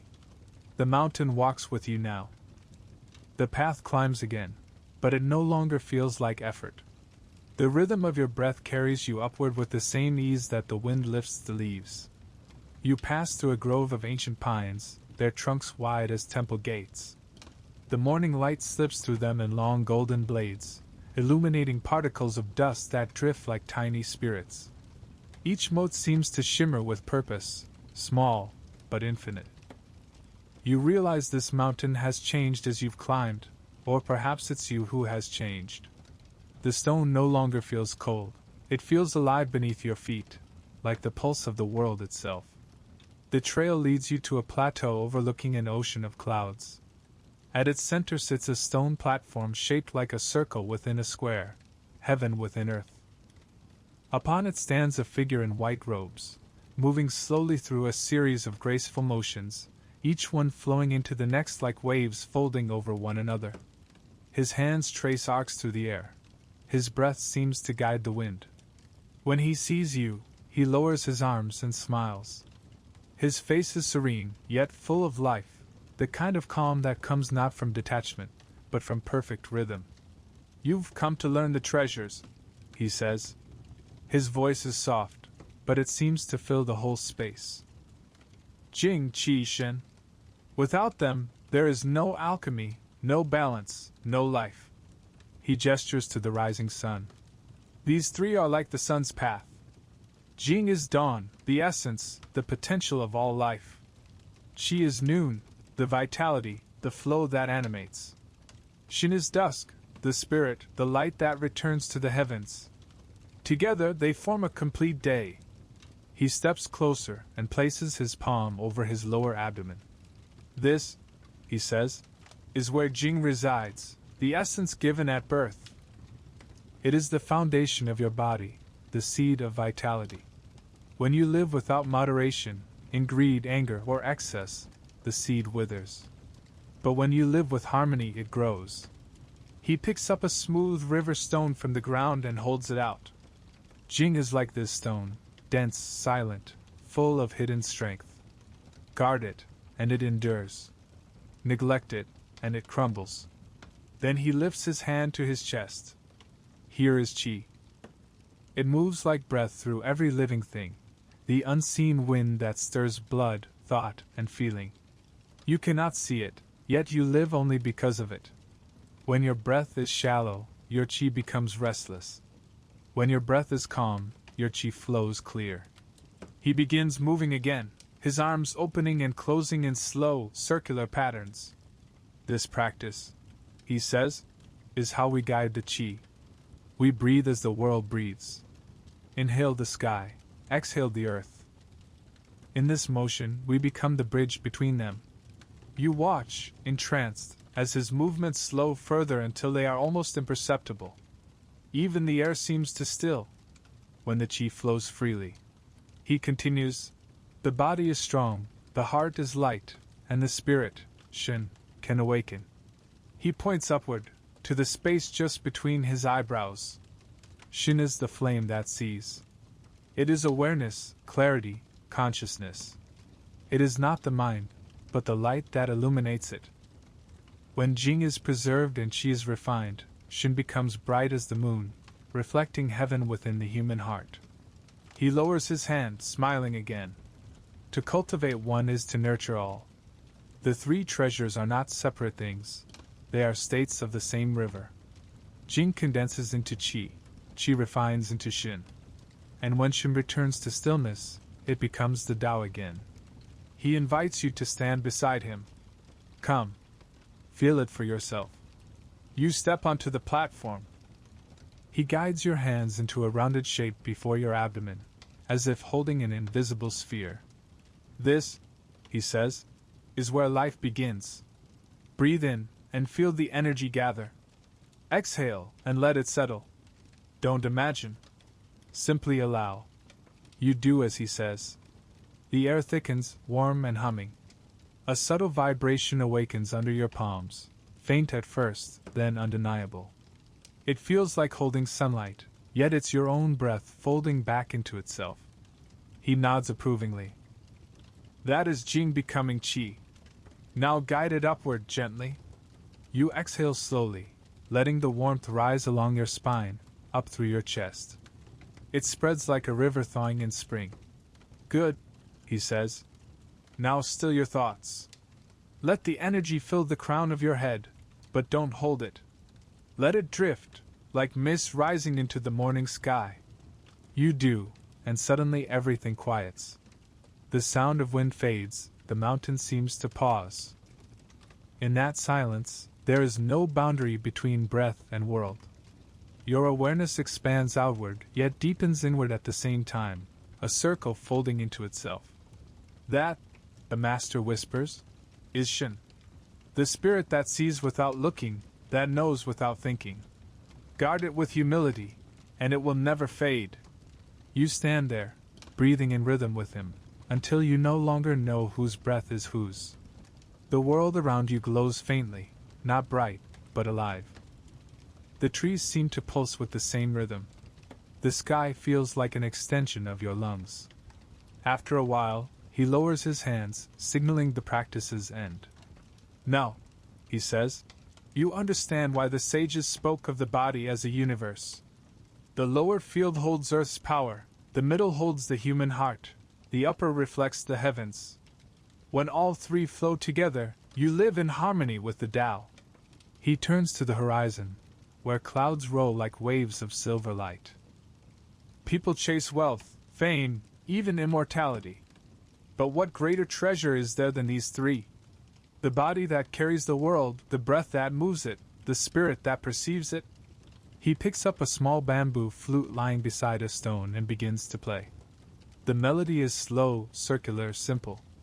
You recognize its rhythm, the same as your breath. Inhale, exhale. Expansion, return. The three treasures, he says between notes, are not meant to be hoarded. They are meant to circulate. When you breathe gently, you share your qi with the air. When you live kindly, you strengthen your shen through others. In harmony, nothing is lost. The melody drifts outward over the sea of clouds. A crane glides through the air, its wings catching the sunlight, casting a shadow that moves like thought across the mist. You feel a quiet joy, not excitement, but the steady warmth of belonging. For the first time, you realize how natural the way truly is. The body, breath, and spirit were never separate from it. They were always the Tao made human, the universe practicing itself through you. The master lowers the flute, smiling. That, he says softly, is the secret the Immortals never wrote down. The elixir was never in the cauldron. It was always in the breathe between heartbeats. He bows to you, palms pressed together. Keep your treasures well. Protect your essence with simplicity, move your energy with compassion, and guide your spirit with humility. Then, even if the body fades, the way within you will endure. You return the bow. When you straighten, the master is gone. Only the flute remains, resting on the stone, still warm from his hands. You pick it up, hold it to your lips, and exhale gently. The note that emerges is clear and bright, one single breath carried into the world. Below, the valley catches the sound and sends it echoing through the mist. The mountain answers with silence. You smile. The silence feels like agreement. The sun has climbed higher now, gilding the peaks in gold. You begin to walk again, following the path as it winds upward, the sound of your breath mingling with the morning wind. Ahead, the air shimmers faintly, a soft rhythm pulsing through the clouds. You recognize it instantly. Breath. The breath of eternity. And so, without breaking stride, you move toward it, one quiet inhalation leading into the next mystery of the Tao. The air here is unlike any you've known. It feels alive, heavy and light at once, cool on the inhale, warm on the exhale. You begin to sense that breathing isn't something you do, but something the universe does through you. The world draws you in and releases you again, an endless tide. Ahead, the path widens into a terrace of polished stone overlooking an endless sea of clouds.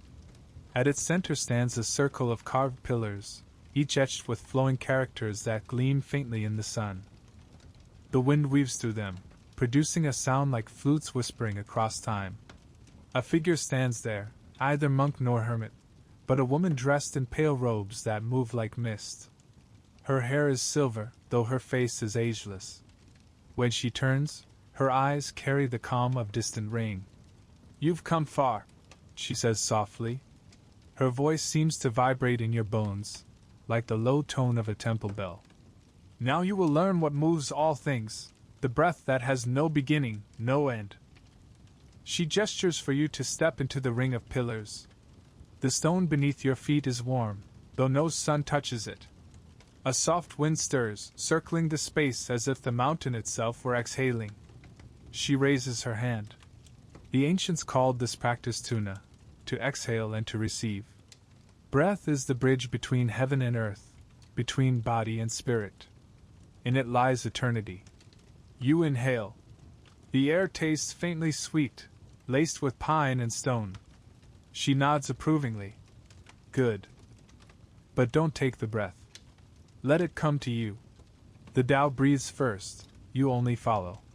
She closes her eyes and begins to move her hands slowly, tracing spirals in the air. Her breaths are long, unbroken, so fluid that you cannot tell where one ends and the next begins. Each breath, she says, is a universe. Inhale, the heavens expand. Exhale, the heavens return. To breathe with awareness is to remember what you are, the rhythm of the Tao made flesh. You mimic her movements. Slowly, the world begins to fall into sync with your lungs. The trees sway as you exhale, the wind rises when you inhale. Even the clouds below seem to pulse faintly, drifting with your rhythm. "No," she whispers. "Listen." You do.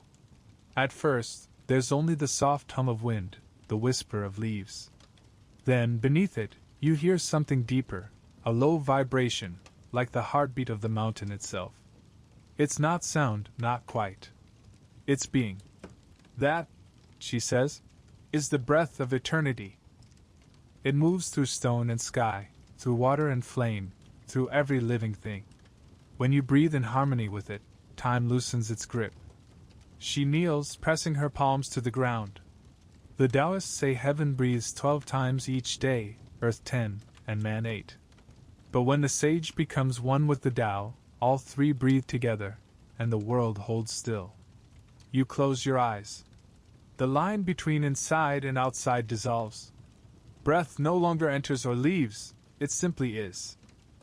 You begin to understand what the alchemists, the hermits, the immortals all sought, the space between breaths, the stillness where life and death meet and recognize each other.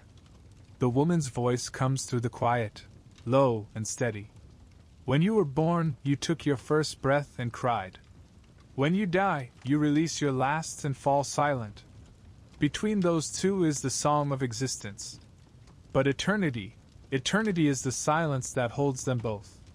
Her words linger like incense smoke. She rises again and walks to the edge of the terrace. The clouds below swirl, revealing brief glimpses of green valleys, glittering rivers, the faint outlines of distant temples. The old masters watched the world breathe, she says. They saw that the wind follows the same rhythm as the tide, the stars move as the lungs expand, the heart beats like thunder beneath the sky. Everything breathes. Even silence. She extends a hand. Come closer. You step beside her. The air feels denser here, luminous. She gestures to the horizon. Look, she says. You do, and for an instant you see it, faint ribbons of light rising from the earth, flowing upward like streams of golden mist. They drift into the sky, then return as soft rain that vanishes before touching the ground. Each strand moves with a slow, steady pulse. You realize you're watching the breath of the world made visible. This, she says, is chi in motion, the pulse of existence. Every mountain, every creature, every star participates in this rhythm. And when the human heart forgets it, when we breathe without awareness, we fall out of tune. She looks at you, her eyes kind but piercing. Your task is not to live forever. It is to live in rhythm with forever. She leads you to sit beside her. Together you face the horizon. Now, she says, breathe as the Tao breathes. Inhale through the crown of your head, receive heaven. Exhale through the soles of your feet, return to earth. Do not count. Do not control. Just listen. You follow her words. The breath moves differently now, vast, circular, endless. It no longer feels confined to your lungs. It expands through your skin, your bones, the space around you. You can feel the trees inhaling with you, the clouds exhaling, the world alive in perfect unity. She begins to hum softly, a single note, deep and resonant. It vibrates through the air like the sound of the earth turning. You join her instinctively. The two tones weave together until you can't tell whose is whose. The air shimmers faintly. And then silence. But it isn't absence. It's fullness. Stillness so complete it feels like the beginning of all motion. You open your eyes. The woman is watching you. No, she says. You know why the sages called the breath the thread of immortality. The body may fade, the mind may wander, but the breath, the true breath, continues, linking every lifetime, every form, every star. She points toward the valley below. Those who forget the breath chase eternity in gold and prayer. Those who remember it find eternity in a single moment. You look out, and the view seems infinite, not because it stretches far, but because it has no edges. The horizon melts into the sky into the wind into your breath. You realize you could stay here forever, not as a body, but as rhythm itself. The woman steps back, her form already softening into the mist. Remember, she says, her voice fading, immortality is not the absence of death. It's the presence of unbroken breath. Her words linger long after she vanishes. You remain seated, breathing quietly. The mountain breathes with you. The world breathes with you. The silence between each inhale and exhale feels like a doorway, and for a moment, you sense what lies beyond it. Not heaven, not nothingness, but perfect continuity. When you finally rise, the wind greets you like an old friend. You begin walking again, each step guided by that rhythm you now know by heart, the quiet pulse of eternity flowing through the soles of your feet. Below, the clouds shift to reveal a winding path of light that seems to descend into your own shadow. You realize the next lesson waits not above, but within, for if breath connects heaven and earth, then the body must be their meeting place. The sun tilts westward, gilding the world in amber. You take one last deep breath, long, effortless, complete, and begin the descent toward the next truth, the body as temple. The air sighs with you, as if in agreement. And the world, quiet, infinite, alive, breathes on. The sun lowers, its light spilling over the stone path like honey. Each step feels slower, deeper, as if your feet are no longer walking on rock but through the pulse of something living. You can feel your breath settle into a calm rhythm, the echo of what the silver-haired woman taught you. The air you draw in is not just air, it's the essence of everything around you, of the mountain, of the sky, of time itself. Ahead, you see a courtyard carved directly into the cliff face, half natural, half built by human hands. At its center stands a statue of a man seated in meditation. Unlike the polished figures you've seen before, this one is rough, unadorned, the stones still bearing the marks of the sculptor's chisel. The eyes are closed, the mouth slightly curved. Yet somehow, you feel the statue is aware. Beside it, under the open sky, a monk kneels, tracing characters in the dust with a branch. His head is shaved, his robe plain, and when he looks up, there's a lightness in his face, the calm of someone who has spent a lifetime learning to inhabit his own breath. You've learned to follow the breath, he says. Now you must learn to dwell within it.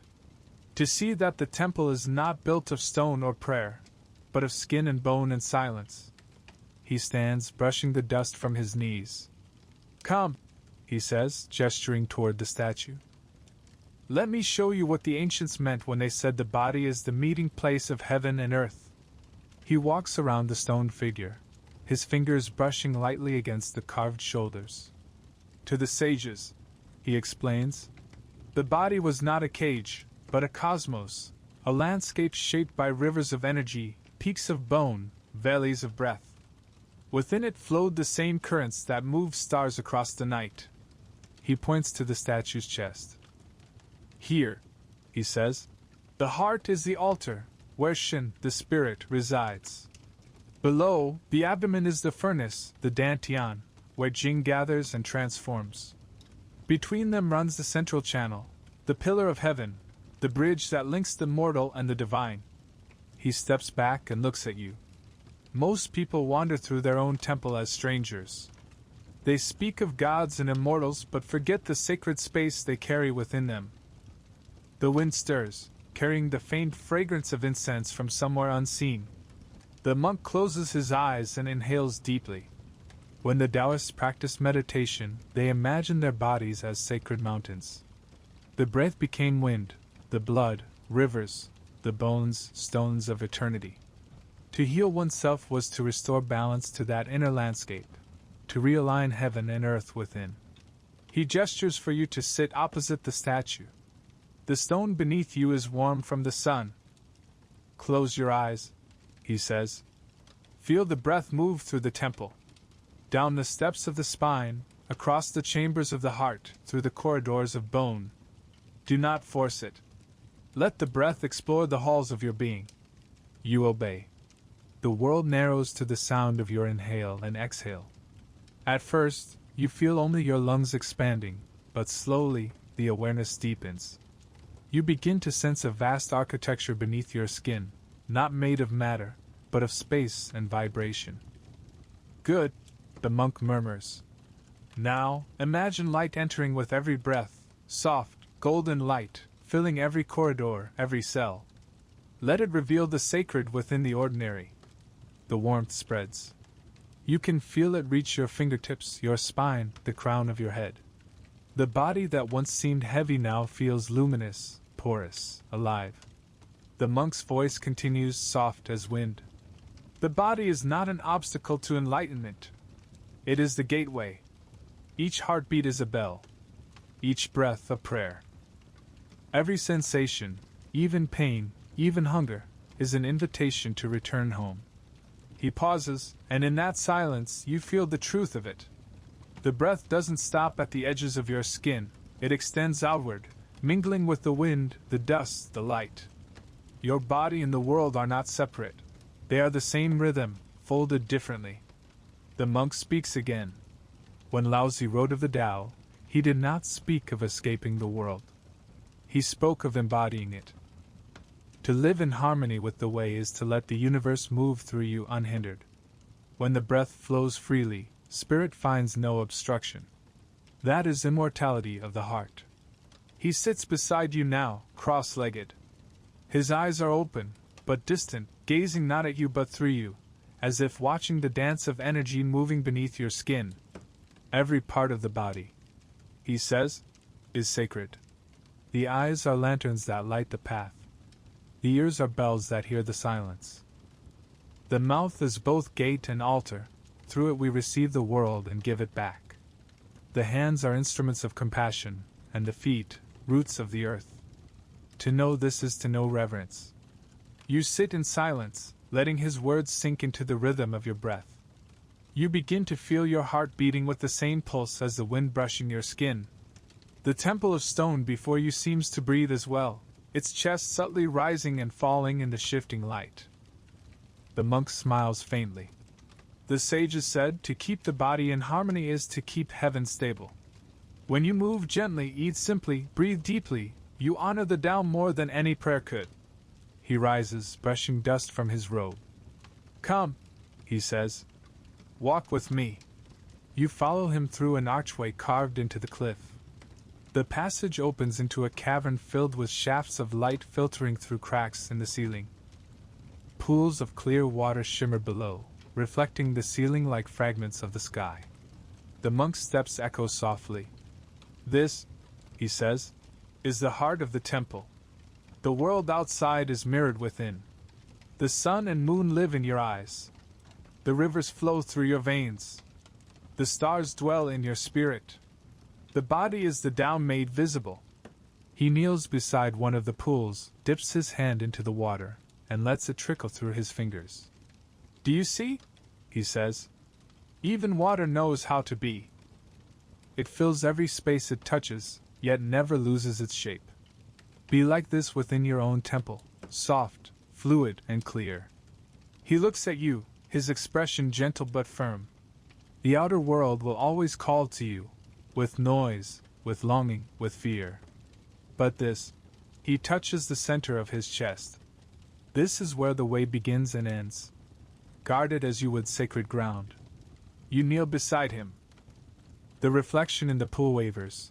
2 figures, one in plain robes, one in travel-worn cloth, both outlined by the same light. Then the ripples smooth, and you see only one reflection, breathing quietly, endlessly. The monk speaks one last time, his voice barely above a whisper. When you leave here, do not forget, temples can crumble, scrolls can fade, mountains can fall. But as long as you breathe with awareness, the Tao will live within you. Your body will remain its sanctuary. He stands, his silhouette framed by light. Now go. The next truth waits where the legends begin, in the tales of the Immortals who carried the Tao beyond form. He turns and walks into the darkness of the cavern, vanishing between the columns of light. You remain for a moment longer, gazing into the still water. The surface reflects the shimmer of your breath, the soft rise and fall of your chest. The temple is within you, eternal, silent, alive. Then you rise, step back into the golden air, and continue your climb. The mountain hums softly beneath your feet, the same pulse that echoes in your veins. The wind carries the faint sound of laughter now, light, distant, ageless. You recognize it, the laughter of the Immortals from long ago, waiting among the clouds. And as the sun begins to set behind the peaks, you walk toward that sound, carrying your living temple with you, body, breath, and spirit moving as one. The mountain exhales. You inhale. The rhythm continues unbroken. The path winds upward again, but the air feels lighter now, touched with a kind of quiet joy.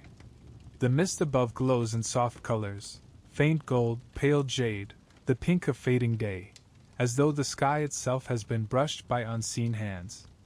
The laughter grows clearer, echoing from somewhere beyond a ridge. It's not the laughter of mortals. It has the weightless quality of wind through chimes, bright, effortless, free. You reach the crest and stop. The world opens before you in an impossible panorama. A plateau suspended between clouds, its edges glowing as if lit from within. At its center, a table carved from a single slab of jade gleams faintly in the twilight. Around it sit 8 figures, each distinct, yet united by the same unearthly calm that hums through the mountain itself. They look up as you approach. One waves cheerfully with a cup in hand. Another smiles without speaking. There is no surprise in their eyes, only recognition, as though they've been expecting you for 1,000 years. Come, says the one nearest you, a man with a long beard and eyes like starlight. You've walked far enough to join us for a while. You step closer. The table is covered not with food or wine, but with simple objects, a flute of bamboo, a lotus blossom carved from jade, a gourd bound with golden thread, a sword whose blade gleams faintly blue. Each item glows softly, humming with life. The bearded man gestures to them. You've heard of us, perhaps, he says with a wry smile. The 8 Immortals. But don't let the stories fool you. We are not gods. We are reflections of what you already carry inside. He pours liquid from his gourd into your cup. The scent is sweet and wild, like rain mixed with starlight. Drink, he says. It won't make you immortal, but it will remind you why you don't need to be. You take a sip. The warmth that spreads through you feels familiar, the same warmth that once came from breath, from stillness, from the quiet recognition of the Tao. Another immortal leans forward, a woman with hair bound in a crown of flowers. Her eyes are bright with mischief. Every generation needs its stories, she says. So they made us into symbols, one for every kind of seeker. She points to the objects on the table. Each of these carries a path. She picks up a lotus. He Xiangdu, she says, placing a hand over her heart. The one who sought purity of spirit through compassion. I walked barefoot through the mountains until I could hear the thoughts of flowers. The body dissolves, the spirit blooms. Beside her, a young man in scholar's robes lifts his flute and plays a single note. It lingers, shimmering in the air. Han Xiangzi, he says, smiling softly. I sought transcendence through art, through music that could make even stone weep. The Tao speaks through beauty, too. Sometimes a song can open the gates of heaven faster than prayer. An older man in tattered robes laughs and slams his palm on the table, making the jade vibrate like a bell. And some of us, he says, found enlightenment at the bottom of a wine cup. His laughter rings through the clouds. Li Taigwai, they call me the Iron Crutch Immortal. Once I was handsome and proud. Then I lost my body and learned humility in a cripple's form. The Tao doesn't care what shape you wear, only how freely you breathe. The woman beside him rolls her eyes affectionately. He speaks truth, though he never stops talking. Another voice, deep and calm, cuts in. It belongs to a warrior with a sword resting across his knees. Lu Dongbin, he says, inclining his head. Once a scholar like you, once bound by ambition. Then a dream taught me the futility of fame. I awoke and devoted myself to the inner alchemy of the heart. The sword I carry now is not for battle, but for cutting through illusion. You notice that as he speaks, the edge of his blade reflects not your face, but shifting scenes, a marketplace, a battlefield, a quiet stream. Each reflection fades into the next, ending with your own eyes staring back at you. A small man with an enormous smile nudges you playfully. Don't look too serious, he says. The Tao has no use for solemn faces. I'm Zhang Wulao. I travel backwards on a white donkey because the way is never straight. Those who try to walk it in a line end up lost. Those who dance upon it find joy. He claps his hands, and somewhere nearby a donkey brays, the sound echoing like thunder softened by laughter. 2 others sit quietly, their eyes half closed. One holds a fan of white feathers. When he opens it, the air ripples faintly, and a faint breeze passes through the clearing, cool, fragrant, timeless. Zhongli Quan, he says softly. The fan doesn't move air. It moves the soul. Sometimes the simplest gesture can awaken the deepest truth. The last figure, a young woman whose skin seems lit from within, speaks barely above a whisper. Lan Saiha, she says. Neither man nor woman, either young nor old. I live between things. The Tao is not one or two, not fixed or bound. To live as the Tao lives is to be fluid, a song between worlds. Her words drift through you like mist. For a moment, the boundaries of your own identity loosen. You could be anyone. You could be everyone. The Immortals fall silent for a while, watching the sunset bleed across the sky. The light touches their faces and makes them seem transparent, not fading, but merging with the world around them. Li Taigwai raises his cup again. Mortals chase eternity through fear, he says. We found it through laughter. We discovered that to become immortal is not to leave the world, but to love it without needing it to last. He Xiangu nods. Eternity is not duration. It's presence. Lu Dongbin adds, and presence is nothing more than perfect breath. Han Xiangzi's flute answers them, a melody so delicate it feels like it's being played by the mountain itself. The sound rises, mingles with the wind, and seems to drift outward forever. You sit among them, feeling both small and infinite. Around you, the mist glows faintly, and for a moment you realize you're not looking at 8 figures anymore. You're looking at 8 mirrors, each reflecting a different aspect of your own journey. The artist, the warrior, the wanderer, the healer, the fool, the sage, the dreamer, the one who dances with the Tao. Zhongli Quan lifts his fan again. When mortals speak our names, he says, they imagine us floating among clouds. But we walk among them still, in the laughter of children, the kindness of strangers, the music of the wind. Immortality is not absence from the world, but perfect participation in it. Lu Dongbin leans forward. Do you understand now? The Tao doesn't grant wings. It grants balance. It doesn't erase the body. It teaches you how to live inside it forever. You nod, and he smiles. Good. Then you carry what we carry. He raises his sword, its edge catching the last rays of the sun. A spark leaps from it, a single flicker of gold that drifts into the air like a firefly. Take this, he says. Not a weapon, a reminder. Cut through illusion wherever you find it. The spark hovers before you, then dissolves into your breath. Warmth floods your chest, mingling with the soft glow of the flame that has followed you since the alchemist's hut. The immortals rise. Their robes catch the wind, and for a moment they seem weightless, their forms blending into the swirling light. Go, says He Xiangu, her voice like the rustle of petals. There are still truths waiting higher up, the symbols, the talismans, the words that shape energy itself. But remember, symbols are only doors. The way begins and ends in silence. One by one, the immortals step into the mist. Their laughter echoes faintly, like wind chimes scattered across the sky. You watch until the last shimmer fades, then turn toward the path ahead. The sky has deepened into violet. Stars prick the horizon like tiny lanterns. The air is cool and sweet, and you realize your breath matches the rhythm of their laughter, the eternal pulse of those who live beyond time, not as ghosts, but as echoes of joy. You walk on, carrying their voices with you. The mist thickens, glowing faintly from within, and somewhere ahead, shapes begin to form, ancient symbols carved into stone, talismans glimmering with faint light.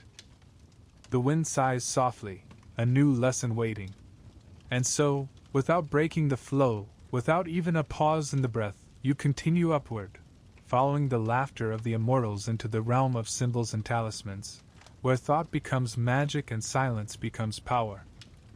The world grows quieter with each step. Even the wind seems to hold its breath. The mist thickens until the path disappears, and for a moment, you're walking through blankness, a vast page waiting for ink. Then, slowly, shapes begin to appear around you, pillars of smooth stone carved with sigils that glow faintly gold, spirals and strokes that shift when you look too long. You stop before one, tracing your fingers along its surface. The grooves are shallow but warm, pulsing softly under your touch. It feels alive. The moment you exhale, the symbol brightens, not because of your breath, but because your breath and the mountains are the same. You feel it, a voice says behind you. You turn. A woman stands there, her robe the color of parchment, her hair bound with a ribbon of red silk. In her hands she holds a brush, long, delicate, its handle carved from jade. The bristles glisten as though wet, though no ink stains them. These are not words, she says, stepping closer. They are bridges. The ancients called them fu, talismans. Each one is a way of guiding the unseen currents that weave through all things. She dips her brush into the air, and you see faint light gather at its tip, coalescing into a shimmering thread. We don't write with ink, she continues. We write with chi. The brush follows the rhythm of the heart. The symbols are how the Tao listens. She gestures for you to follow, leading you deeper into the glowing forest of pillars.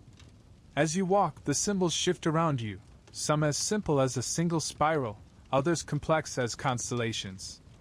Their light flickers gently, as if responding to your footsteps. She stops before a wide stone table engraved with circles within circles. Here, she says, the sages of the early dynasties carved the first talismans. They believed the universe could be spoken to, not in words, but in pattern. The spiral for creation, the line for motion, the curve for return. To draw them was to echo the movements of heaven itself. You watch as she moves her brush in the air. The bristles leave trails of golden light that hang suspended, forming characters that pulse like fireflies. Each fu begins with intention. She says, the brush follows not the mind, but the breath. Too much thought, and the symbol dies. Too little, and it dissolves. Only balance brings life. She flicks her wrist. The symbol shimmers, then melts into the air like mist into sunlight. The talisman is not power, she says softly. It is permission.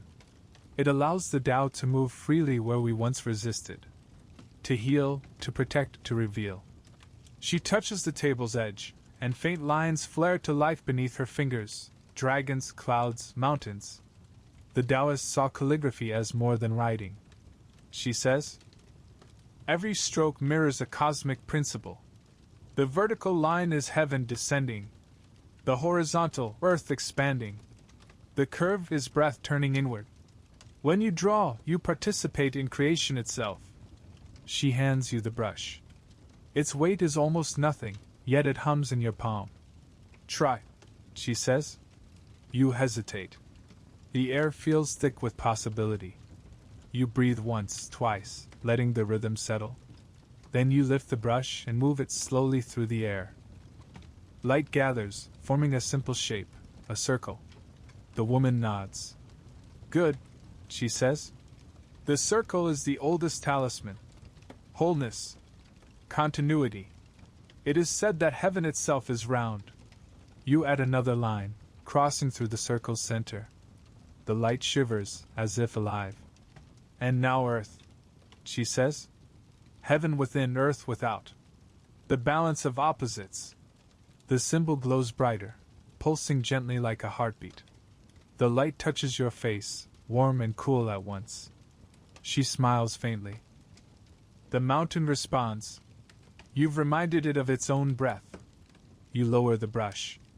The symbol lingers for a moment longer, then fades. Every talisman, she says, is written on the fabric of reality, though most people never notice. When we breathe, we draw invisible symbols in the air, the curve of inhalation, the stroke of release. Every motion leaves its mark. She begins to walk again, and you follow. The forest of symbols grows denser.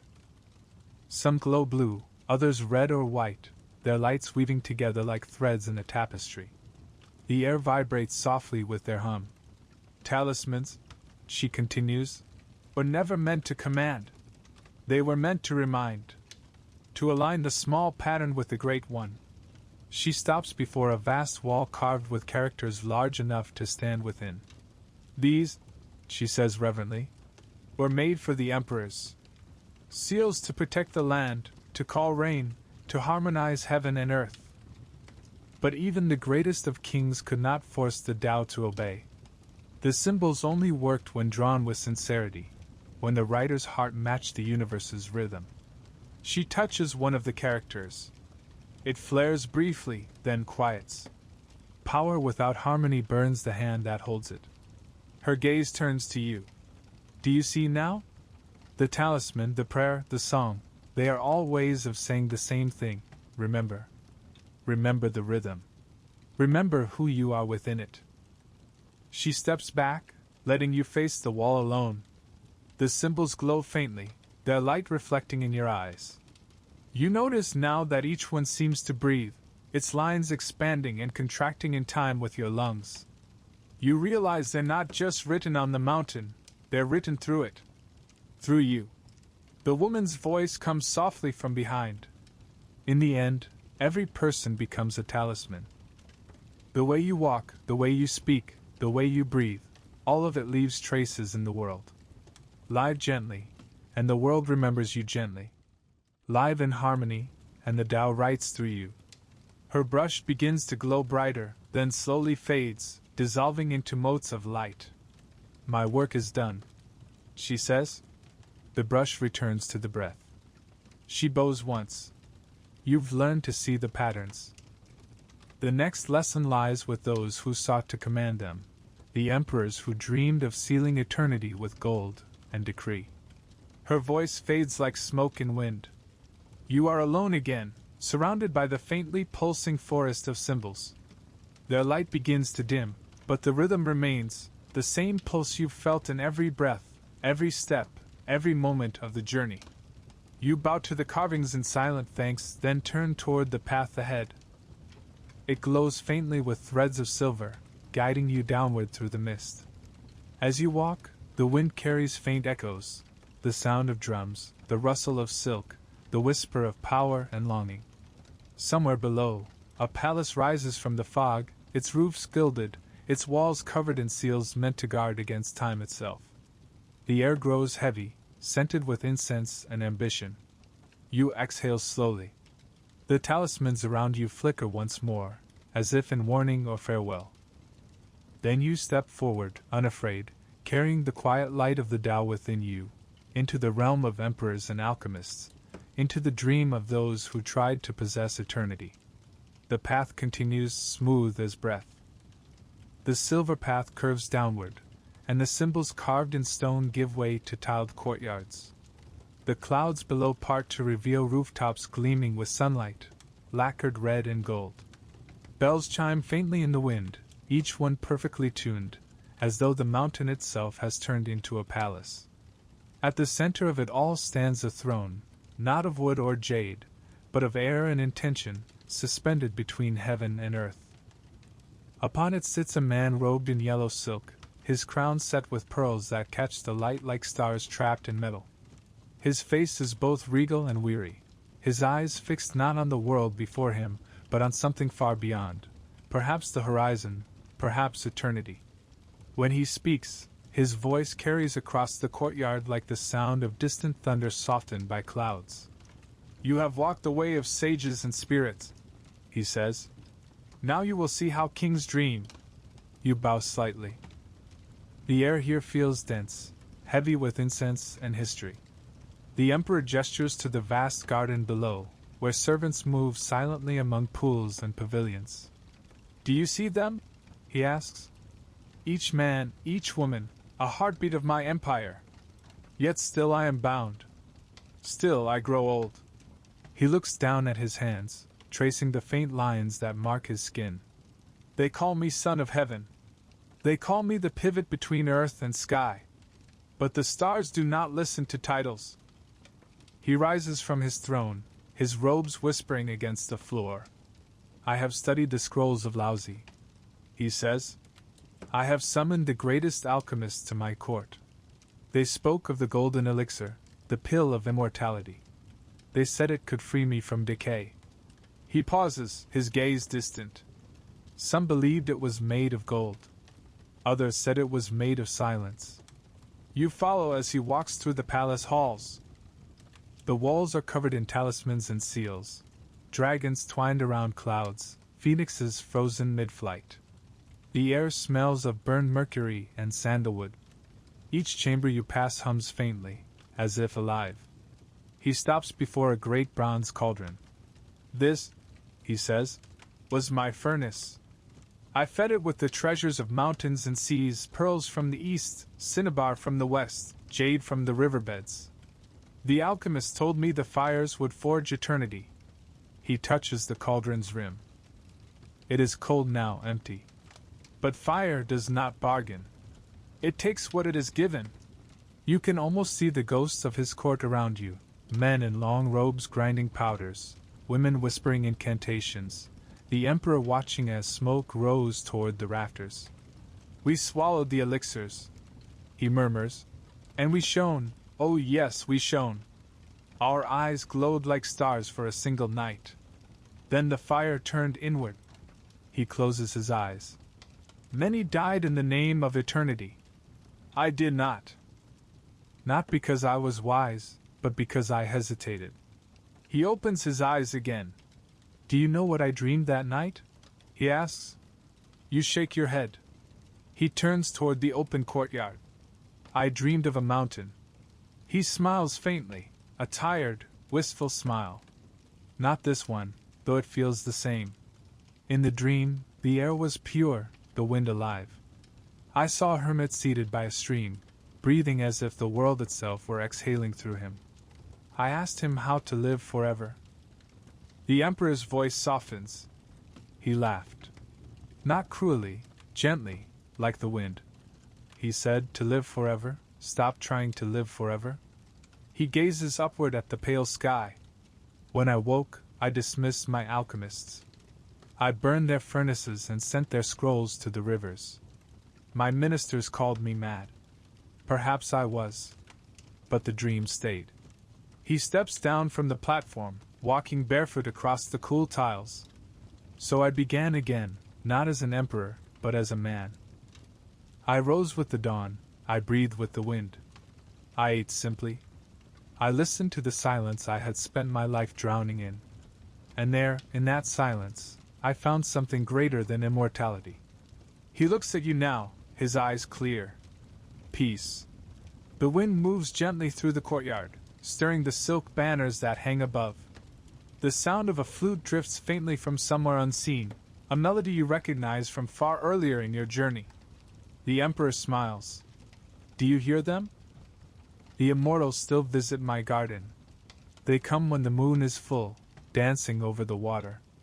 They remind me that eternity is not a prize to win, but a breath to join. He gestures for you to follow him into the inner garden. The air is cool and fragrant with lotus and pine. At the garden's center is a pond so still it reflects the sky perfectly, as if heaven has lowered itself to rest upon the earth. Once, he says, I believed I could command the stars. Now I know, I am one of them, burning briefly in the endless dark. He kneels beside the pond and scoops a handful of water. It slips through his fingers like time itself. The sages taught that the ruler who governs his heart governs the world. But how can a man rule what refuses to be held? He lets the last drop fall back into the pond.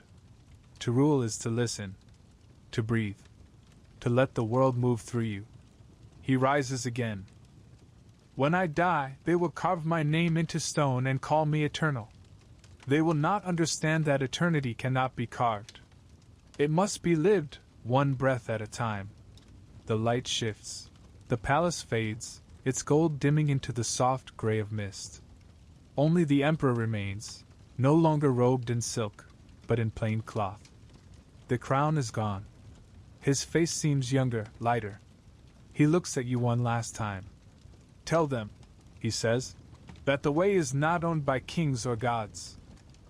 It belongs to the wind, to the mountains, to every soul that learns to breathe in harmony. He bows, not as a ruler, but as a student. Then his form softens into vapor, dissolving into the air until all that remains is a ripple on the pond's surface. You stand in silence, watching the water still. The reflection staring back is your own, framed by sky and cloud. For a moment you wonder if you too are part of someone's dream, an emperor's, a sage's, the Tao's itself. Then you breathe, and the thought drifts away. The palace fades completely. The mountain returns, vast, ancient, alive. The wind brushes your cheek, carrying the faint scent of incense and the echo of distant bells. You realize that all the emperors of history, all the seekers and sages, all their desires and failures, are just waves upon the same endless ocean. The Tao flows through them all, unjudging, unchanged. You begin to walk again. The mist parts to reveal a narrow path leading upward, where the air grows thinner and the sky deepens to indigo. You know the next truth awaits there, not of kings, but of the sage who discovered the final secret, that true immortality lies not in resisting death, but in embracing life's rhythm completely. You take one last look behind you, the faint shimmer of gold, the echo of laughter, the whisper of the Emperor's dream fading into the wind, and then turn toward the higher peaks, toward the final wisdom waiting above. The mountain exhales. You inhale. And the story, unbroken, continues upward. The path rises steeply now, carved from stone so old it feels more dream than earth. You walk slowly, your breath steady, each step light but certain. The air is thin, cold yet clear, so clear it seems to sing in your lungs. The mists below are far away now, you've climbed beyond them. The world beneath is a sea of white cloud, and above it, the peaks pierce through like islands in eternity. The silence here is different. It's not empty. It hums. It vibrates faintly in the bones, a soundless chant that feels like the universe breathing. You realize that nothing here is still. The rock, the wind, even your heartbeat move in perfect accord. Everything is alive, and everything is enough. A small hut appears ahead, built from rough wood and stone. Smoke curls lazily from its chimney, though there's no fire to be seen. The door stands open, and from within comes a faint glow, not of flame, but of warmth. You step inside. The space is spare. A mat, a bowl, a low table with a candle that has melted almost to nothing. Sitting beside it is an old man with hair white as snow, his robe simple and gray. His back is straight, his gaze soft. You recognize him at once, though not from sight. He is the essence of every teacher you've met on this path. The hermit, the alchemist, the sage, the emperor, even the wind itself. He opens his eyes and smiles. "You've come a long way," he says quietly. His voice is gentle, neither young nor old. "Do you know what you seek?" You hesitate. "The way," you answer finally. He chuckles softly. "Ah, everyone seeks the way. Few realize they've been walking it all along." He gestures to the small candle on the table. Its flame flickers weakly. "Tell me," he says, "what keeps this flame alive?" You think for a moment. "The wax," you say. "And when the wax is gone?" You hesitate again. "Then the flame dies." He shakes his head. "No. It returns to where it came from. The flame is not gone. Only its form has changed." He leans closer. "So it is with life." He lets the words rest in the air between you. They seem to ripple outward, sinking into the stillness. "When I was young," he continues, "I too sought immortality, climbing mountains, swallowing elixirs, meditating until my bones ached. I wanted to live forever. I feared that death was an end. But the Tao teaches otherwise." He picks up the candle and holds it between his palms. The flame has no fear of being extinguished because it knows the fire exists everywhere. To the Daoist, to die is not to disappear, it is to return. He looks at you, eyes calm as moonlight. The true immortal does not conquer death. He transcends the illusion that death exists. He sets the candle back on the table, and the flame steadies. The body is a vessel. The breath a bridge. The spirit, that is the current that flows between them, connecting sky and earth. When these three move in harmony, one lives fully. When they dissolve, one simply changes form. He gestures toward the open doorway. "Look outside." You turn. The clouds below shift and roll, forming slow waves of white light. The sun's reflection dances on their surface like fire on water. The mountain does not cling to the wind, he says. It lets it pass. The wind does not mourn the leaf that falls. The leaf does not resist decay, it feeds the root, and life begins again. He pauses, smiling faintly. To resist the rhythm is to suffer. To move with it, that is immortality. He closes his eyes and begins to breathe slowly. The candle's flame flickers in rhythm with him.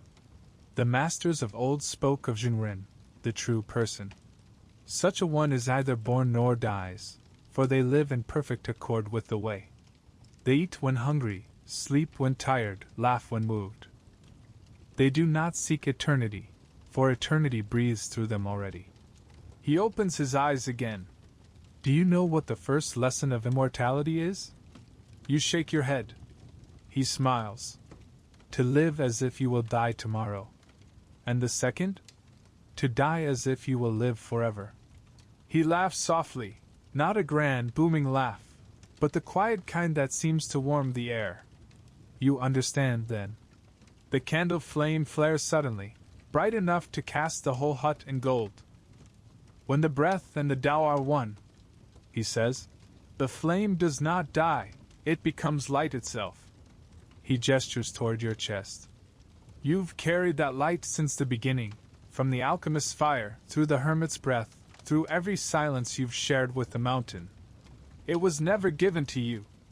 It was only revealed. You look down, and realize your body glows faintly now, not with brilliance, but with the same soft warmth as the candle. The old man nods approvingly. You see, he says, you were never walking toward the Tao. You were walking as the Tao. Every breath, every step, every heartbeat was the way in motion. He stands, stretching slowly, his movements smooth as flowing water. The true immortal is not a man who escapes the world, he says. He is the one who embraces it fully, who feels sorrow and joy without clinging to either, who lives lightly, knowing that nothing is lost. He looks at you, and his eyes are filled with that same endless calm. When the body falls away, the Tao continues. You will not vanish, you will expand. Just as I will, just as the wind does, just as all things do. He bows. And when you breathe your last breath, remember, it is only the mountain breathing through you one final time. He steps back toward the open door. Sunlight spills through, catching in his white hair until he seems made entirely of light. Go now, he says softly. The mountain will show you the rest. You blink, and he is gone. The hut is empty. Only the candle remains, its flame steady, unwavering. You walk outside. The light is dazzling, sky and cloud fused in gold. The air feels impossibly light, so pure it seems to carry you. You breathe, and the world breathes with you. The boundary between you and the mountain dissolves. And then you understand. Immortality was never about body or time. It was about belonging to this endless rhythm, this cycle of breath and silence, of form and formlessness. The Tao is not a destination, but the simple act of being alive within the great current that never ends. You close your eyes. For a heartbeat there is no you at all, only wind and warmth, only awareness and peace. When you open them again, the mountain stretches before you, infinite and still. The clouds roll like oceans below. The candlelight within you burns quietly, steady as the sun. You begin to walk again, not upward, not downward, but forward, into the vastness, into the rhythm, into the silence that holds all sound. The mountain inhales. You exhale. And somewhere, far above the world, the true immortal smiles, not apart from you, but through you. You walk until there is nowhere higher to climb. The stone beneath your feet smooths into polished white, and beyond it, nothing but air and light. The world stretches endlessly below, waves of cloud rolling over valleys, distant peaks piercing the heavens like ancient thoughts rising from the earth. The mountain's summit is bare except for a single pine, bent but unbroken, its needles glistening with dew. You stand beside it. The air is utterly still. For the first time in your long journey, even the sound of your breath feels quiet, absorbed by something greater. The mountain is not asleep, it's listening. And then you hear it too. At first it's not sound, not exactly. More like the memory of sound, the echo of everything that has ever been spoken, dissolving into silence.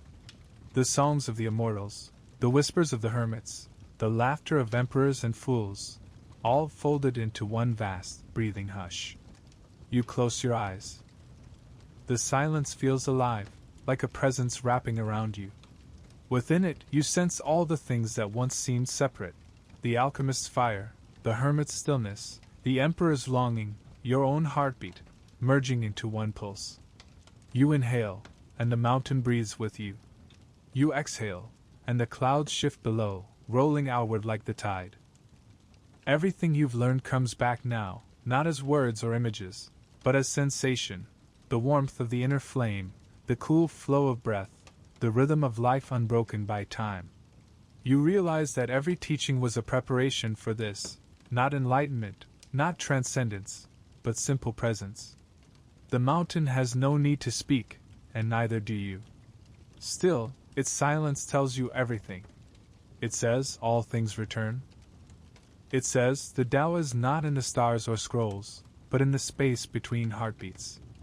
It says what you call ending is only stillness before another beginning. You sit beside the pine and let the words dissolve.